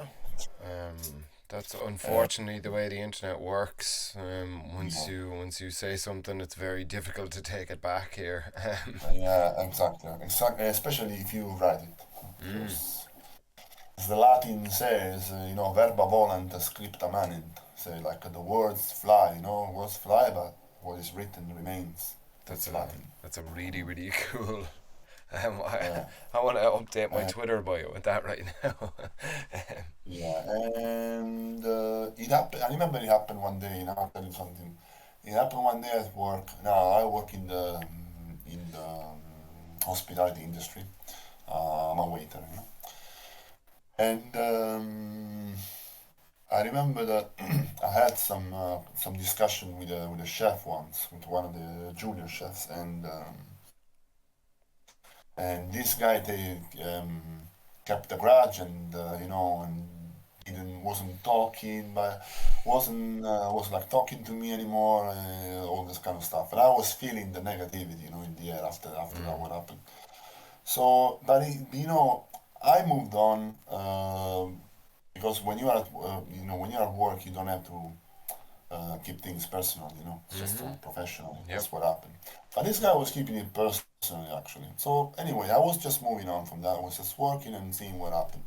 And so it was a breakfast time, and he had to prepare a couple of dishes. And these dishes were coming out, instead of they were supposed to go with a ham. Instead, he put salmon on it. So, Okay. completely different. But I noticed the mistake before these dishes were ready, and I just told him, look, this is not this. This has to be like that. And he was like surprised for a moment, that it was me telling him that, and that saved his reputation for that moment. Even though it was actually it was also my job to correct any mistakes should that happen. So he thanked me very, very, how to say, Sincerely, is it yeah, like no, yeah? I mean, he was thanking me like almost like those kind of thank you, like you don't want to eat, Oh, like right. Yeah, sheepishly almost that he was like, "Hey, yeah. look, sorry," like like almost Mm, embarrassed to no, say no, sorry. but yeah, like but so like with discretion, you know what I mean? Yeah, Like yeah, yeah. Okay. thank you. From that, he must have thought in his head, wait, why he's acting like this, and after the war, what happened? So he changed it, and we slowly went back to you know, just being the way we used to be. Like, Yeah, yeah. he just took the beef off, and it was that time. That day, I wrote on Twitter. I wrote, "I'm a force of goodness," without explaining the context. Because it is not the only time that happened, that something that happens, like that I swallow all the beef that I had, moving on. But I'm a force of goodness. Someone there lurking, one of those accounts with few followers, Followers. Yep. I know them. followers. I know them. Guess what he did? Posted a screen. Or yes, a force of goodness, blah, and posted that screen. What I did, what did I do? Just blocked him. That's it. That's it, man. You need to That's it. get off Twitter. I think that's now the strat, the pro move. I think there's a Yeah. lot of bridges that are burnt there for you on Twitter, and I Mm. think that look, I don't know. This is definitely not the place to give fucking advice or whatever. We're just sitting down, we're having a No, no, chat no, and no, no, stuff no, like. no. Well, we had a conversation. No, But it's fine. I No. don't know, man. Like I think like your on-screen reputation, right? Okay, so let's just put the facts out there. You're not monetizing your Twitter, right? So you're not making money from your Twitter, right? Yeah. Do you have a YouTube?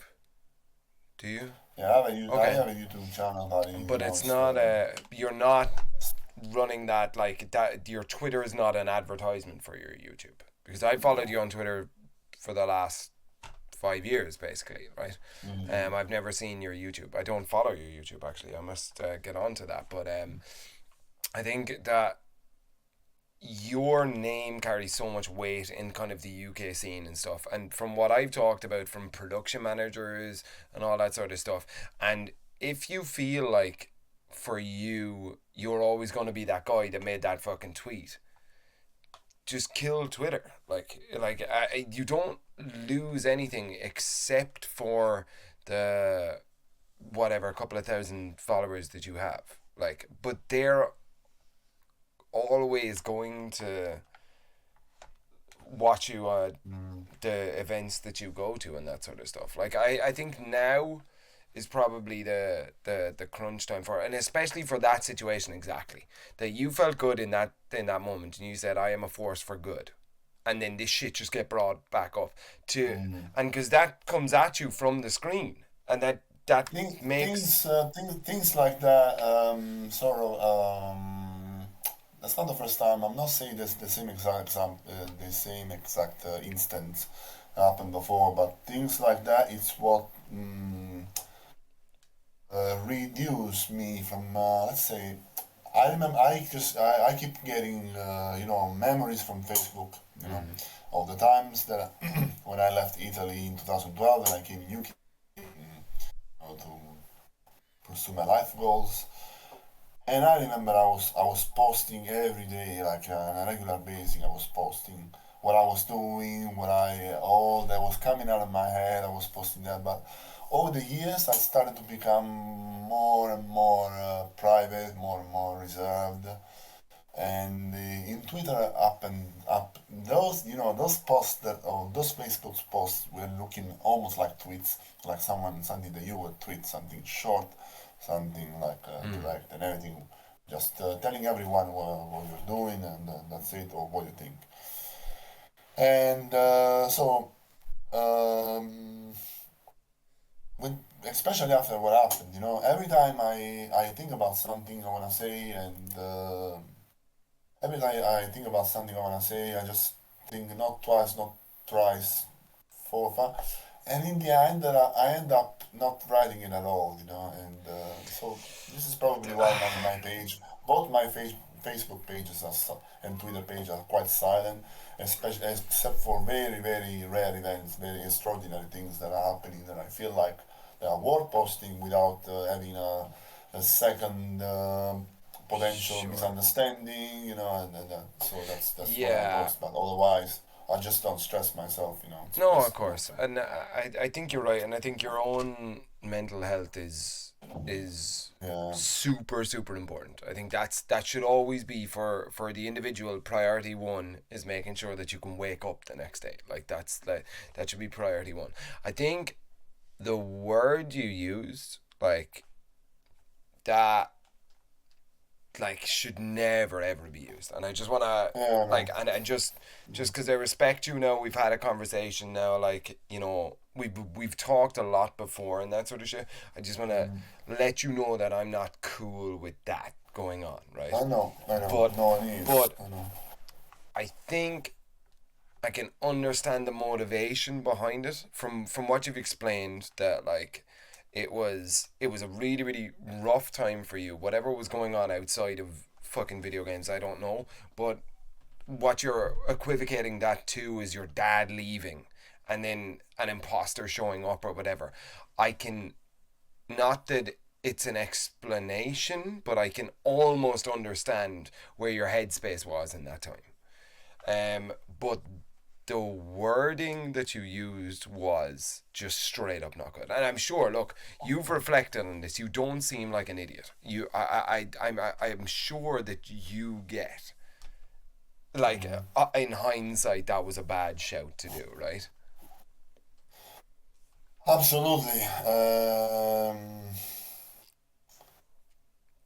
It's seconds of split seconds between the time, the when your cursor is on the word or on the button tweet, and Sure. that, and you think should I, and I wish The I three wish I've taken second the rule. mouse. That's what you said. Yeah, exactly. You Yeah. see, gradual, and but when, as I told you, that it's all when all things colliding, and you don't reason anymore, and so that's what happened in the end. Mm. Um, Yeah, I mean, so the but way. you know what happened, because it's been something else escalating after that. Not because of that, because of then what happened is, in my mind, when you the public, like, trying to put a block, like a wall, it's almost like you feel some sort of a challenge, and you want to push yourself to the limit of when you actually uh, can be, uh, without going further and returning back to that, and obviously that would be a fatal mistake. But as I said, because there has been something else after that, but that was mainly because I told you I was feeling like I was pushed, and I not how to say anyway, there were a few Hold on. sorry, No, I missed a load of context there. You saying you felt pushed? Pushed by who? no, post. Like pressured? Is that the kind of atmosphere that you were in? Um, because now I would need so now here I'm referring to the to the not to the word you were mentioning, to another word which is black in per se, and because what I started tweeting afterwards was not against a certain group of people, not but on the color on the word itself, based on the color, like the color you see on the black screen, not but Oh, there that was a got misunderstanding. You were saying I don't know what you're yeah talking about here, yeah but you were no I talking mean about like the yeah no what okay. I'm seeing is, for example, there was an online tournament that I won a few months later. And I posted a picture of Raven, posted a picture of Raven there, just as a let's say as a thumbnail for the post. And what I said was another victory for the Black Ninja. And the Black Ninja, so I got chased that privately for that thing as well. But what I was meaning for Black Ninja, this is now the instance that I mentioned you about the fact that English is not my first language. But when I see in Italian, for example, seeing that black, it it's refers to like a way of dressing, for example, you Okay, know. okay. So it's almost like saying the Uh, dark ninja. Is that what you're yeah, kind of like saying? Yeah. like that. But exactly. But we have a different way of saying that in Italian. But in English, it translated as black, for example. You know, like became black ninja, like meaning it dresses in black. So like Sure. that, because Raven, I mean, so ninja that dresses in black. That's what I meant back then. And then I got chased by someone who I will not mention, but they came at me saying, "Why is a ninja? They are ninja. Of course they wear black." But that's actually inaccurate. You know, you can see a lot of ninja. They all wear different dark colors, yes, but not all of them black. Raven is has a black outfit because he blends in with the night, and he's sort of reflects the character he's been inspired to, like Blade and Riddick, for example. It's and then in fact they made him wear they recolored his outfit in In white in white, Dark yeah. White Resurrection with the gold. because Yeah, it looks to, really re- cool. to reflect Killer Bee from Naruto back then, because he had also the red extension or the daggers that I mentioned previously. Mm. And and then this guy was telling me like, "Well, Yoshimitsu, for example, doesn't wear black. Come on, let's say Kunimitsu doesn't wear black. She wears purple, and so on. I can make a lot of instances, a lot of examples.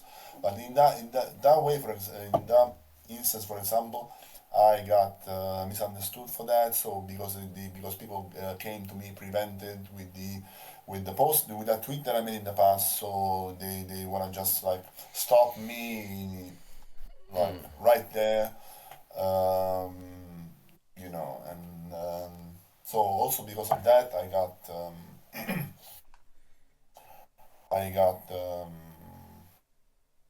felt like I got, no, felt like I got some of these guys on my neck that was like, letting me down. But so like, it's not that I meant. It was not with an evil end at the end. You know what I mean? Yeah. Anyway, it's all I think so I look and we're probably not the best guys to discuss about it, but for yeah, me, that's I true. think a lot of what I think about it is intent. Malevolent intent is so important for me. If somebody says something with hate in their heart, then it doesn't matter the words they use. Like Mm. the like that No. was designed to hurt somebody, right? Whereas if there's a misunderstanding, or if there can be a couple of examples, but look, and I absolutely, just for YouTube, because YouTube's about to fuck me up, right? Um, I do not condone racism. I think racism is a very, it's a silly, silly thing. I come from an island Mm-hmm. of 5 million people. We can't afford to Mm-hmm. be racist. Like, if like we're the westernmost Atlantic shit. But look, there's explanations and there's excuses. Racism is not good in any context whatsoever. Yeah. Um, and I'm not condoning it, but I think in some situations there can be misunderstandings. And I only notice, uh, I will tell you a story, right? I was commentating a match, or a tournament. There was a 6 hour block. I've explained this story in a more of a comical sense, but this was a serious issue, right? Um, so there was a guy, we were only doing PC online, obviously. And a bear player came in, right? And he was playing Panda. And he was dominant, winner's bracket all the way through, right? And nobody knew who this guy was, right? Because he was a PlayStation player, right? And he played a lot of PlayStation online tournaments. But back in those days, it was almost like there was a disconnect between PC and PlayStation, right? Mm-hmm. But whatever, fine. He had gotten to grand finals. No, sorry, winners finals. He lost. He came up through the winner or the losers bracket, got into grand finals, reset the bracket, all Panda all the way through. Right. As soon as he reset the bracket, he switched to Kuma. Right. And I can't even remember who I was commentating with one time, but I was talking about it, and I was trying to make the joke that they're two different characters. Mm. So I was saying, oh, but everybody knows that brown is much more aggressive than black and white, because the nature of a panda bear and the nature of a brown bear are completely different, right? And my co commentator at the time said, oh, you can't say that. And I said, the nature of a panda bear is different to the nature of a brown bear. That the thing of me saying, Mm. a brown is more aggressive than black and white, got clipped Mm. and started getting sorted. This was actually only about 2 weeks before you put out your tweet. Um, and I remember like panicking, and I was like, holy fucking shit. I didn't Yeah. fucking say that. Like, it's not said like that. It's said with it was a 6 hour broadcast or something, and we were on grand finals bracket reset, so whatever, 5 hours and 30 minutes into that shit. But I was like, look at the 5 hours previous to that, and look at the fucking 30 minutes after that, and they're not. It's not the consensus. Even if you look Yeah. at the 20 seconds before and after. So again, racism is fucking bullshit, and I just want to fucking preface that. But sometimes it is a misunderstanding. That's I'm gonna tell you another example that I had myself and I experienced. That was the first year that I came in London. I think it was first couple of years probably. Um, we were discussing. We were having a chat. Me and King J on the Facebook message, and we were having a chat about whether or not open a group, a private group for ancient ogre players, to share all uh, moves, secret combos, Discord whatever tech, man. strategies. Yeah. I know. And I was asking him if he wanted to join, if he was interested, and he initially said no. Like bluntly, I don't remember. I don't remember exactly how, but he said no. And afterwards, like a few seconds, he said, "No, this sounds funny. I wanna join. I wanna join. I wanna join." I felt like I don't know. I felt like he wasn't taking it too seriously, like uh, just for the fun of it. I mean, we need to be serious in that. We need to share actual tournament strategies whatsoever. I mean, it's not a place where we need to have laughs and so on. And I don't remember. Then we will have a couple of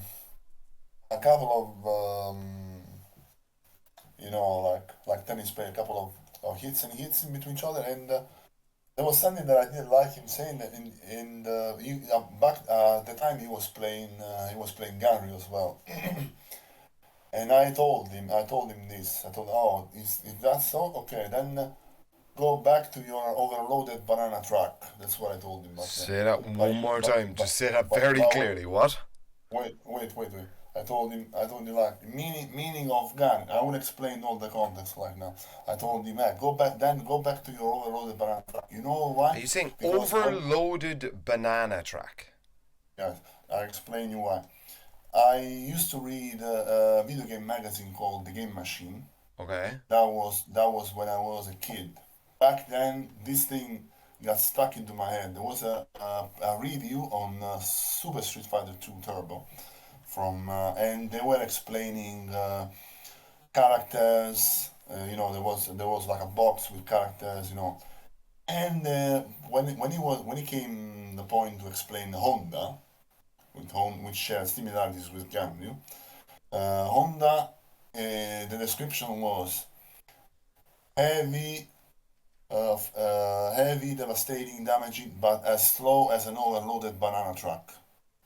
So that quote, that line, basically from back then, got stuck into my head, and as a referral to the character of Ganryu, that was the instance that I used. But before then, I never knew that banana was a word perceived as a slur in Yeah, the yeah. game. I think it's implying that they're monkeys. I think that's where that's I know. Yeah. coming from. This is Yeah. what I learned after because right afterwards, obviously, Jade blocked me straight away and went to spread like he post on Facebook about this what happened. So I explained what happened and yeah, and when I shortly after I had to go to a session in of 360 Gaming, which the District G, Mhm. beforehand he had a circle called 360 Gaming in Tooting, and there was a place where we went all to have sessions, and there was Jay, and there was the later chief of District G was there, so I went there and face to face with Jay, and I apologized with him.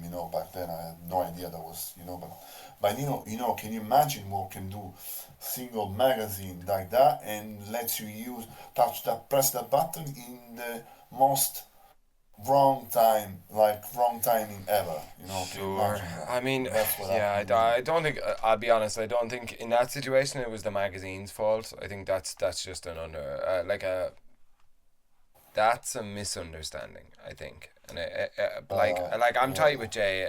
I know Jay. I've met him at so many events now and stuff, and I think if that situation gets brought up, I think I can I can explain your thing, and I see the relation between E Honda and Ganryu as well. Yeah. Like, Uh, no, the thing is, I explained him also about this, and when the thing about me, about the tweet, about me escalated, he had a video also himself about racism in the FGC community, and he also mentioned that situation back then with about the Honda, on the yeah, yeah, everything.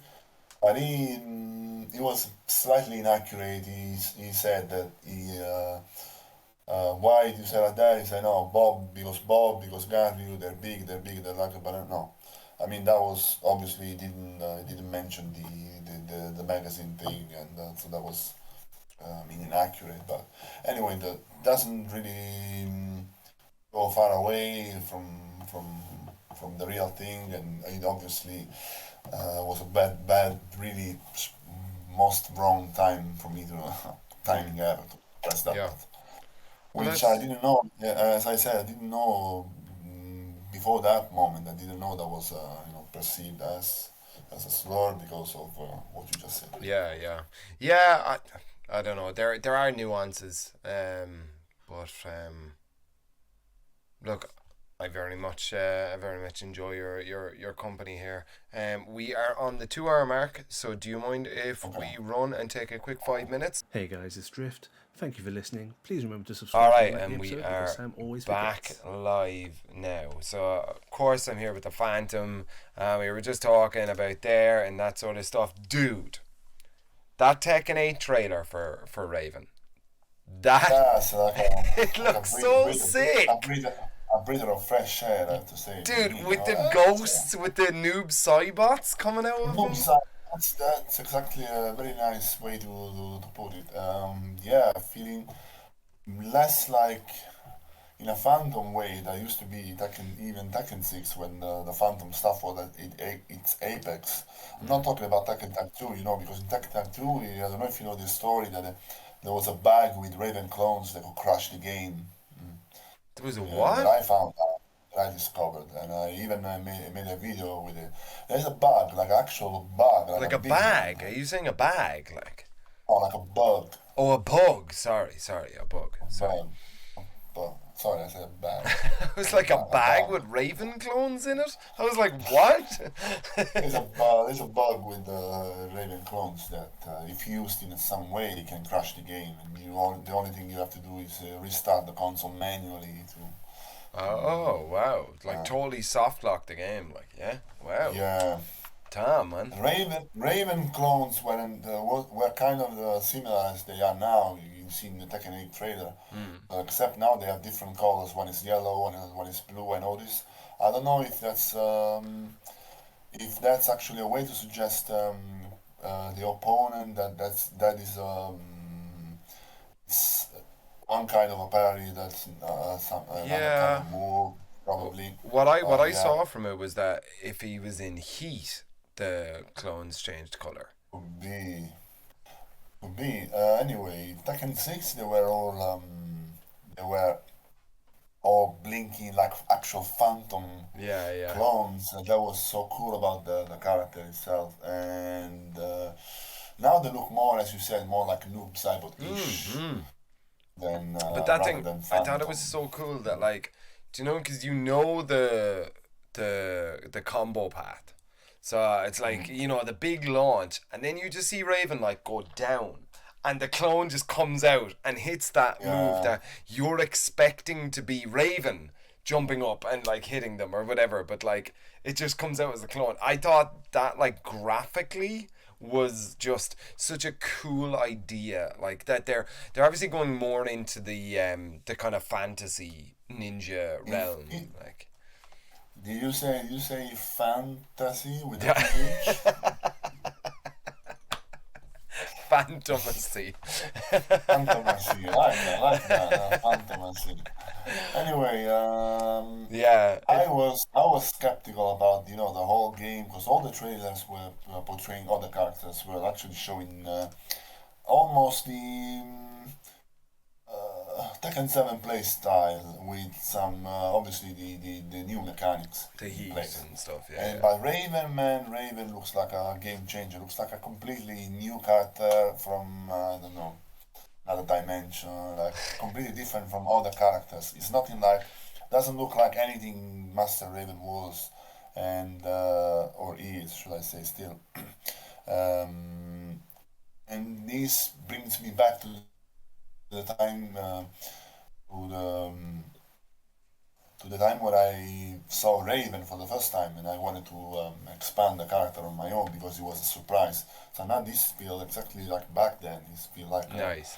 feels like Raven is again a new character to be explored, and the what sort of discomforts me is there will probably be a mass Raven player base when the That's game will come out. good, man. That's good, man. As a That, it's unconventional again player, It's I against it's against my nature of using the character out of the picture. In the beginning, Geese was my favorite game of all fighting games. I used to play with Geese In when King we of played Fighters, yeah. Oh, Fatal Fatal Fury. Fury Sorry, game, sorry. Yeah, yeah, Fatal Fury games, and I wanted to main him in the first place. I said, okay, he finally came. I never expected him to be in Tekken. But then I saw how stupid he was. Like, I could have taken the parries being a simple knockdown parries like the original design of Geese was, but not like a parry into a full launcher. You know what I mean? yeah. And that's what made Geese, in my opinion, what made Geese so fearsome, so widespread used. I mean, it's some sort of meta game that Geese has for with this player, and it went also against my interest to stop playing him, stop maining him, because as you know, I'm very skilled with parry when I see moves coming, and that would have favored me a lot, but seriously, he became too widespread and unfamous character to play with, so. I don't know. I hope Raven. I will strive to try to be the best Raven there is once again. But I don't know. I mean, with so many people grinding Raven, it would be difficult. It would be difficult. I like so coming from somebody who plays an unconventional character that like in terms of the competitive Eddie players in Europe, I probably know 90% of them. And like actually know them and have conversation with them or have played like sets with them and that sort of stuff. Whereas fucking Lily, Fang, like all of these guys, like I know a lot of the guys, but I definitely don't know. Whereas like, Leonidas, me and Leonidas are actually like good friends. Like Uh-huh. I've sat down and I've had a beer with Leonidas. Leonidas came to Dublin. We had a beer, just me and him and my girlfriend together. Okay. Like, so I like that. I don't know. Maybe I come from a different place to you. So when I like talk to other Eddie players about strats, I'm constantly learning kind of new little pieces of information that like, oh, did you know Yeah. against this character's particular string you can sidestep and you normally know most characters can't or whatever. Like, so I always think that more characters getting into the quote unquote bad characters or bad tier characters is Mhm. better for the guys who have been playing that character for a while. How do you feel about that? Um, I honestly had more ideas watching lower ranked players playing than the top. What? Believe it Like, or not, yeah? there used to be some exploits, some cool initiatives that I saw that hey, this is actually a bad idea, and it all came mostly from lower rank Raven players, lower rank. So it is almost like a football manager of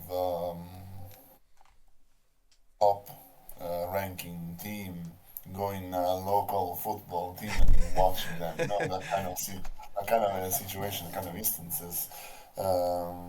Yeah, because not so many things with Raven that I studied. For example, that time in 2014, I I studied so much the character and all its moves. I realized that I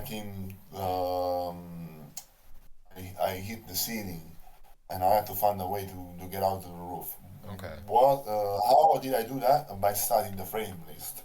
That's where I started to.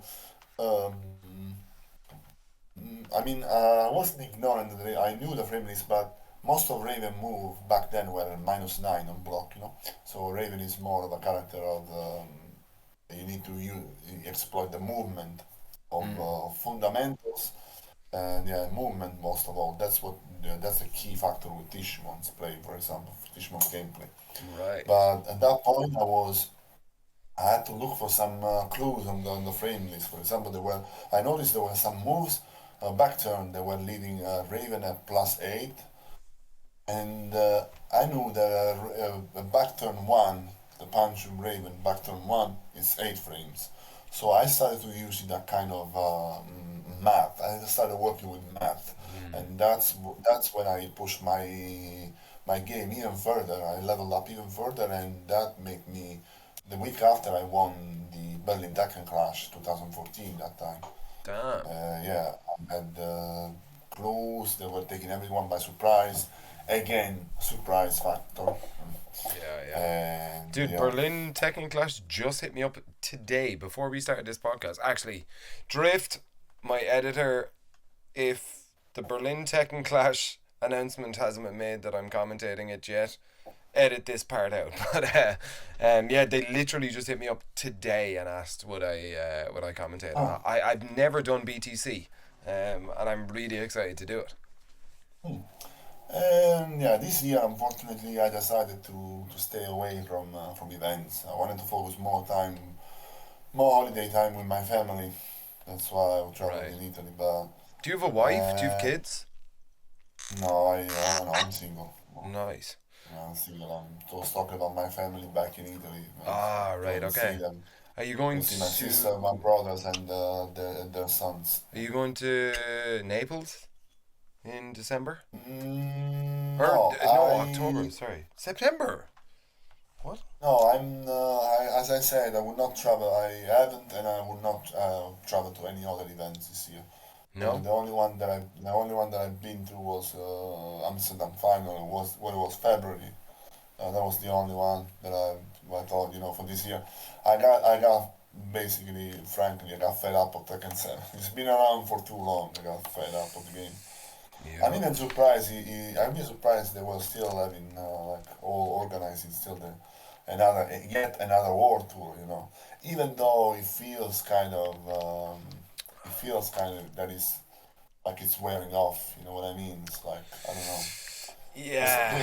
Feels different compared to I. the latest years. Do you know what? It's funny, right? If the Tekken World Tour was like a Netflix show, right? So season one is the first year of the World Tour when it was three regions. It was America, Europe, and Asia, basically, right?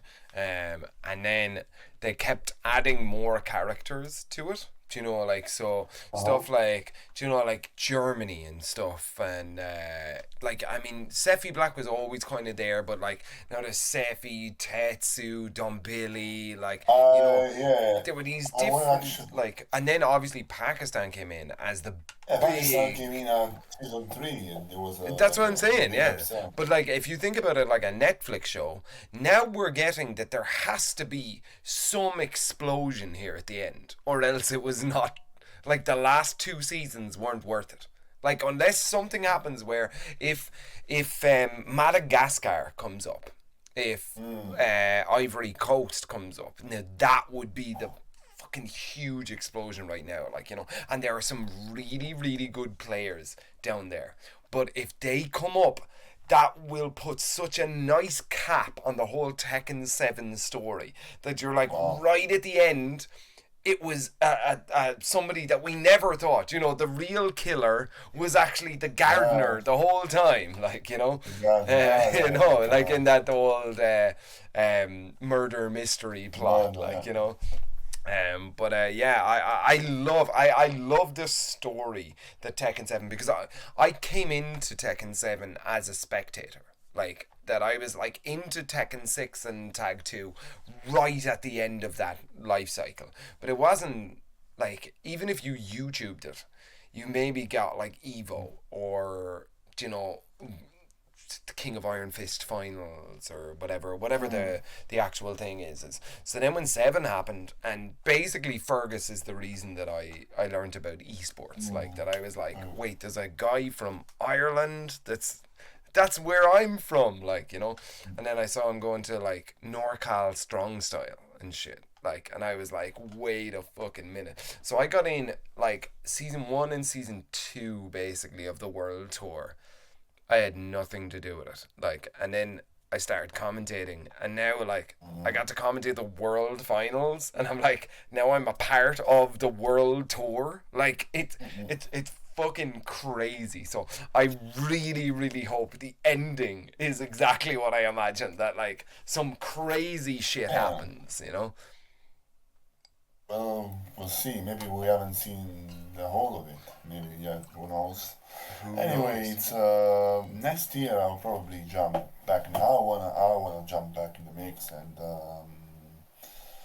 I will probably.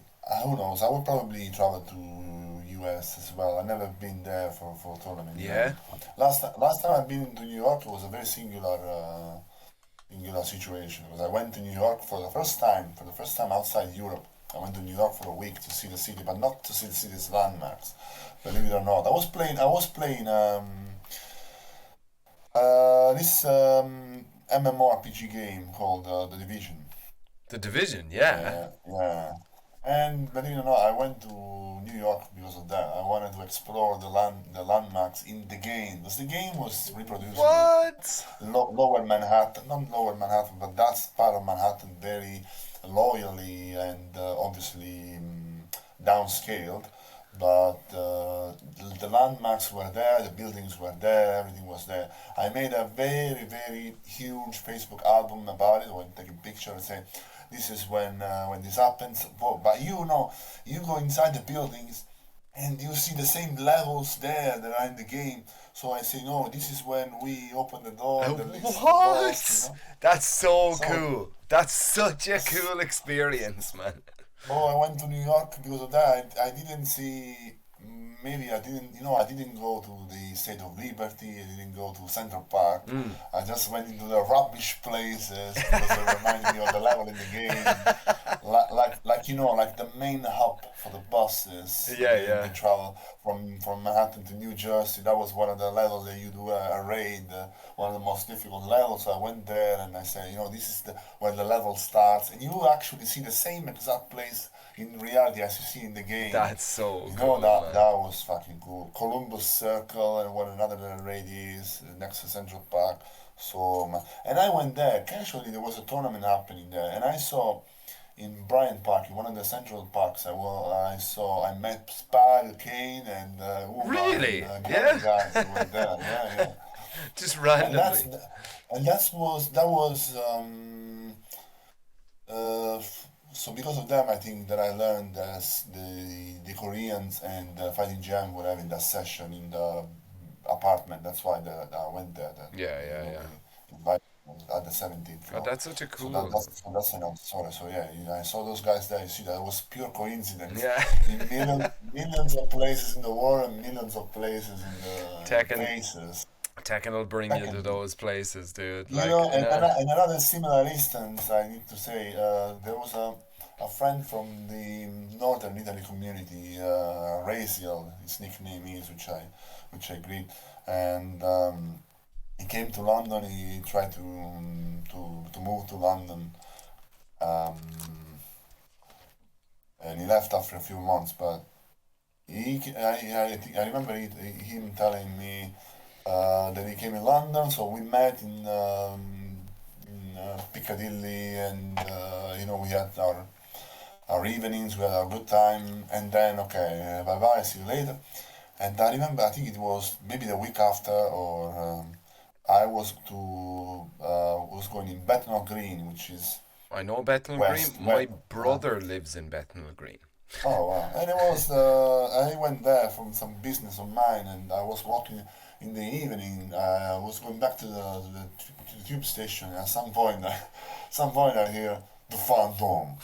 So who's that? And it was him. He was right there. He was But there. he wasn't even living there. It was like I don't know what he was doing there. And in among many million places in London, many million faces that there are, we met there just randomly. How could that be possible? Crazy, crazy. And it Dude, I was have to tell you, now that I've thought about my brother has a theory about you, right? okay. That you are just an alien in a human suit. That you're an alien Mm.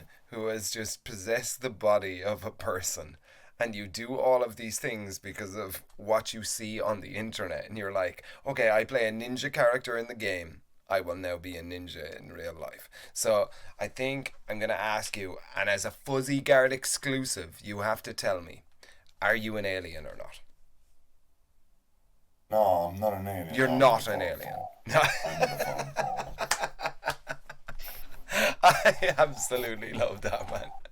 So the thing about now, um, the character, the fact of the phantom voice. This is a talent that I always had, even when I was a kid. Not this slow voice, not this slow pitch.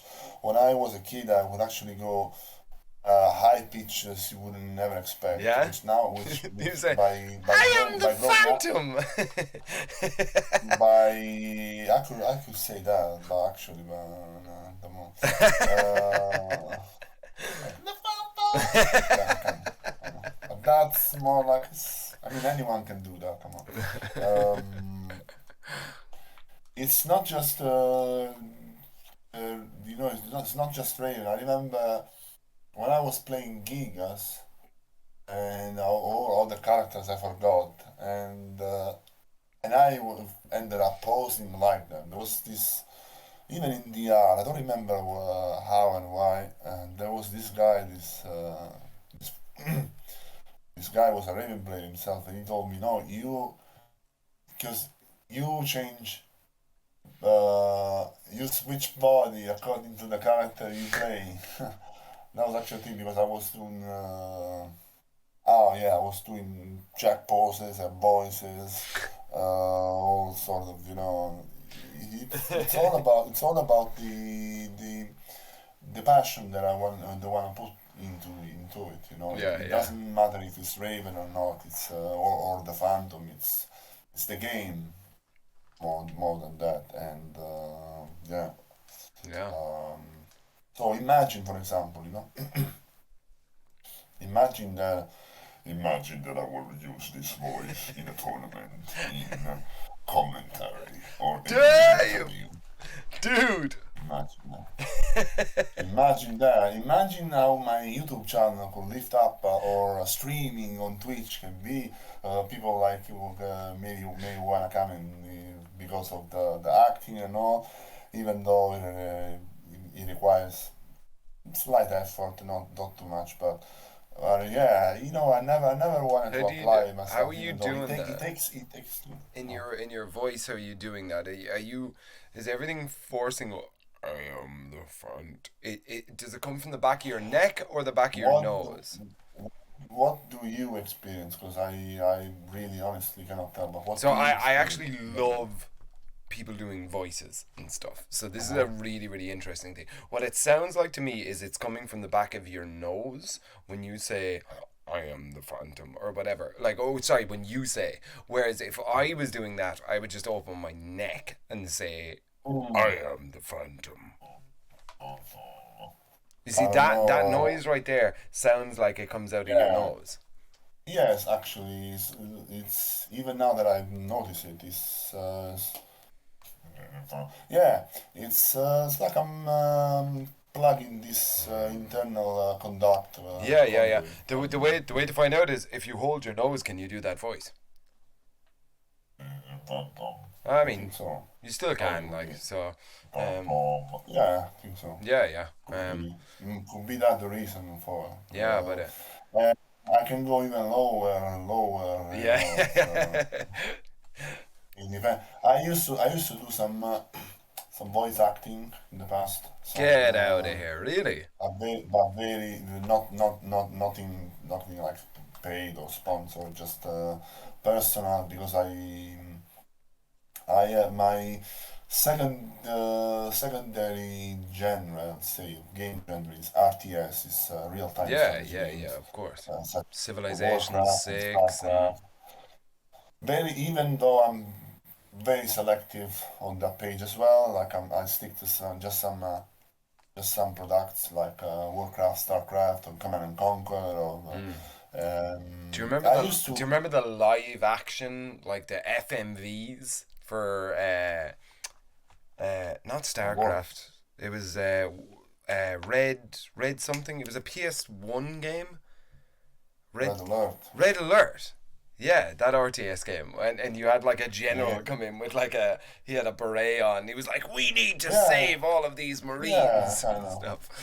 Crazy. I remember some voices in the Italian dubbing, in the Italian voiceovers that I used to replicate as well, but just a certain type of voice actors, not all of them, of course. And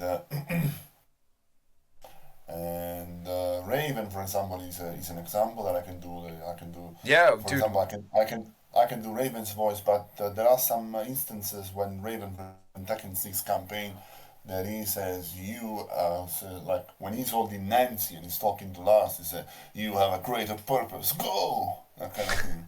Like Sonic. Maybe when he that wasn't even a good one, by the way. When he raises a bit his voice, I think if I have to imitate, I will lose a little bit of likelihood, Right. probably. Can you do the Heihachi Mishima is dead? The dead, like Heihachi. when he goes KO. No, when he says Heihachi That one. Mishima is dead. Heihachi Mishima is dead. Damn! That's a plain one, I can say. Even the one when he confronts Heihachi during the arcade mode, and he said, "What died in that explosion?" This is Raven. An unexpected situation has arisen. What are my orders? And then he responds, "Remain calm. We'll confirm the situation. Eliminate them. Over. Understood." And then it turns on Heihachi.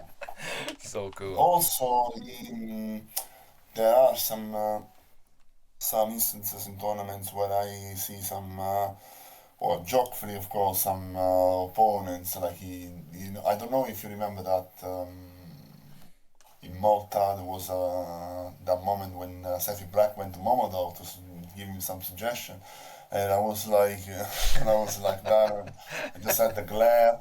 That's one of the guys. That's also some Raven sort of things. I think that's something that recalls the Raven characters. Of course. Uh, And on a kind of a percentage basis, how much do you think the Phantom is Raven? Like, do you think it's 50% Raven and 50% Danilo, or is it 80-20 Phantom Danilo? but if you mean if we have to keep the Raven and the Phantom together, in that case, then I will see. It depends how much I hold. There are. The thing is, we were talking about my potential entrances in an environment like That would be CEO sick. or Combo Breaker, Sorry. That gets me so excited. Like, I know. Believe me, gets me excited as well. You don't know, and you have no idea how much. But it also, if I would have once in a while, like I need to be a protagonist of that instance, for example, of that match. But if I had a microphone, I will damn, dude, screaming it out like, "I never Also- seen you, bro." I mean, I never seen you. That's what I imagine that you would say to your opponent. No, like, no, you no, know. no, no. I mean, using the The lower Phantom pitch voice. Yeah. That's why I told you. It depends on the situation. Because the examples I'm taking example from the voice from very dark figures like in StarCraft 2, for example. There is this. Sort of half god, demigod, Templar who has a really low voice like, as I was your beginning, so shall I be your Damn. kind of, That's kind of sick, though. all shall be remade in my name. Behold, my greatest creation. Shit, man. That's some demon shit, man. That would be an example of what I would say, Yeah. Just get that, man, through the like stadium speakers or whatever with all the bass and shit. Yes. Like that'd be sick, dude. Fuck, man. God, oh, dude, oh my God, please make top 8 on like the CEO that I'm commentating. That's the key that has to make this happen. You know, I need to I make top saw eight, Tasty and Steve that. on somebody's walkout before. I would be out.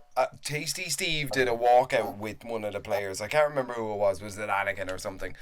I'd do your walkout, man. I'd throw the t-shirts into the crowd and shit for you, man. And then, like, we'd all be wearing black cloaks and shit. Uh, Oh, dude. Too good. That would be too much but fun. but you know, but the key has to be me performing good and going to a top 8 in a tournament with such environment in place. You know. Of course. You focus on that. I'll focus on commentating CEO. Yeah. That Deal. sounds good. That sounds good, man. But look, I think that's probably the best place I've ever to leave it. Phantom, thank you for Yeah. coming in, man. Thank you for having this chat. Thank you, We Sam. we addressed some Thank fucking awesome issues. We addressed some kind of some some really fun things, and I think that people watching this video are probably going to get a better understanding of who the Phantom is. Um, do you appreciate people coming up and taking photos with you? Do you? Oh yeah, I love them. You know, it's been happening in the latest half a dozen of event. Mm, It's a factor that's been increasing time after time. That people come to me and ask me autographs, ask me selfies, of course. and what can you? You know, I do this. What fuels you, what fuels a passion, what fuels motivates you to keep doing what you're doing because people loves it. Is the people itself, is the people that loves what you do, and you just know in this way that you just have to keep it going. Of course, Okay. of course. And on that beautiful and happy note, thank you so much, Phantom, for jumping into Fuzzy Guard. Thank you for having a couple of drinks with me, man. And let's do this again soon, my friend. Okay. When I last Damn.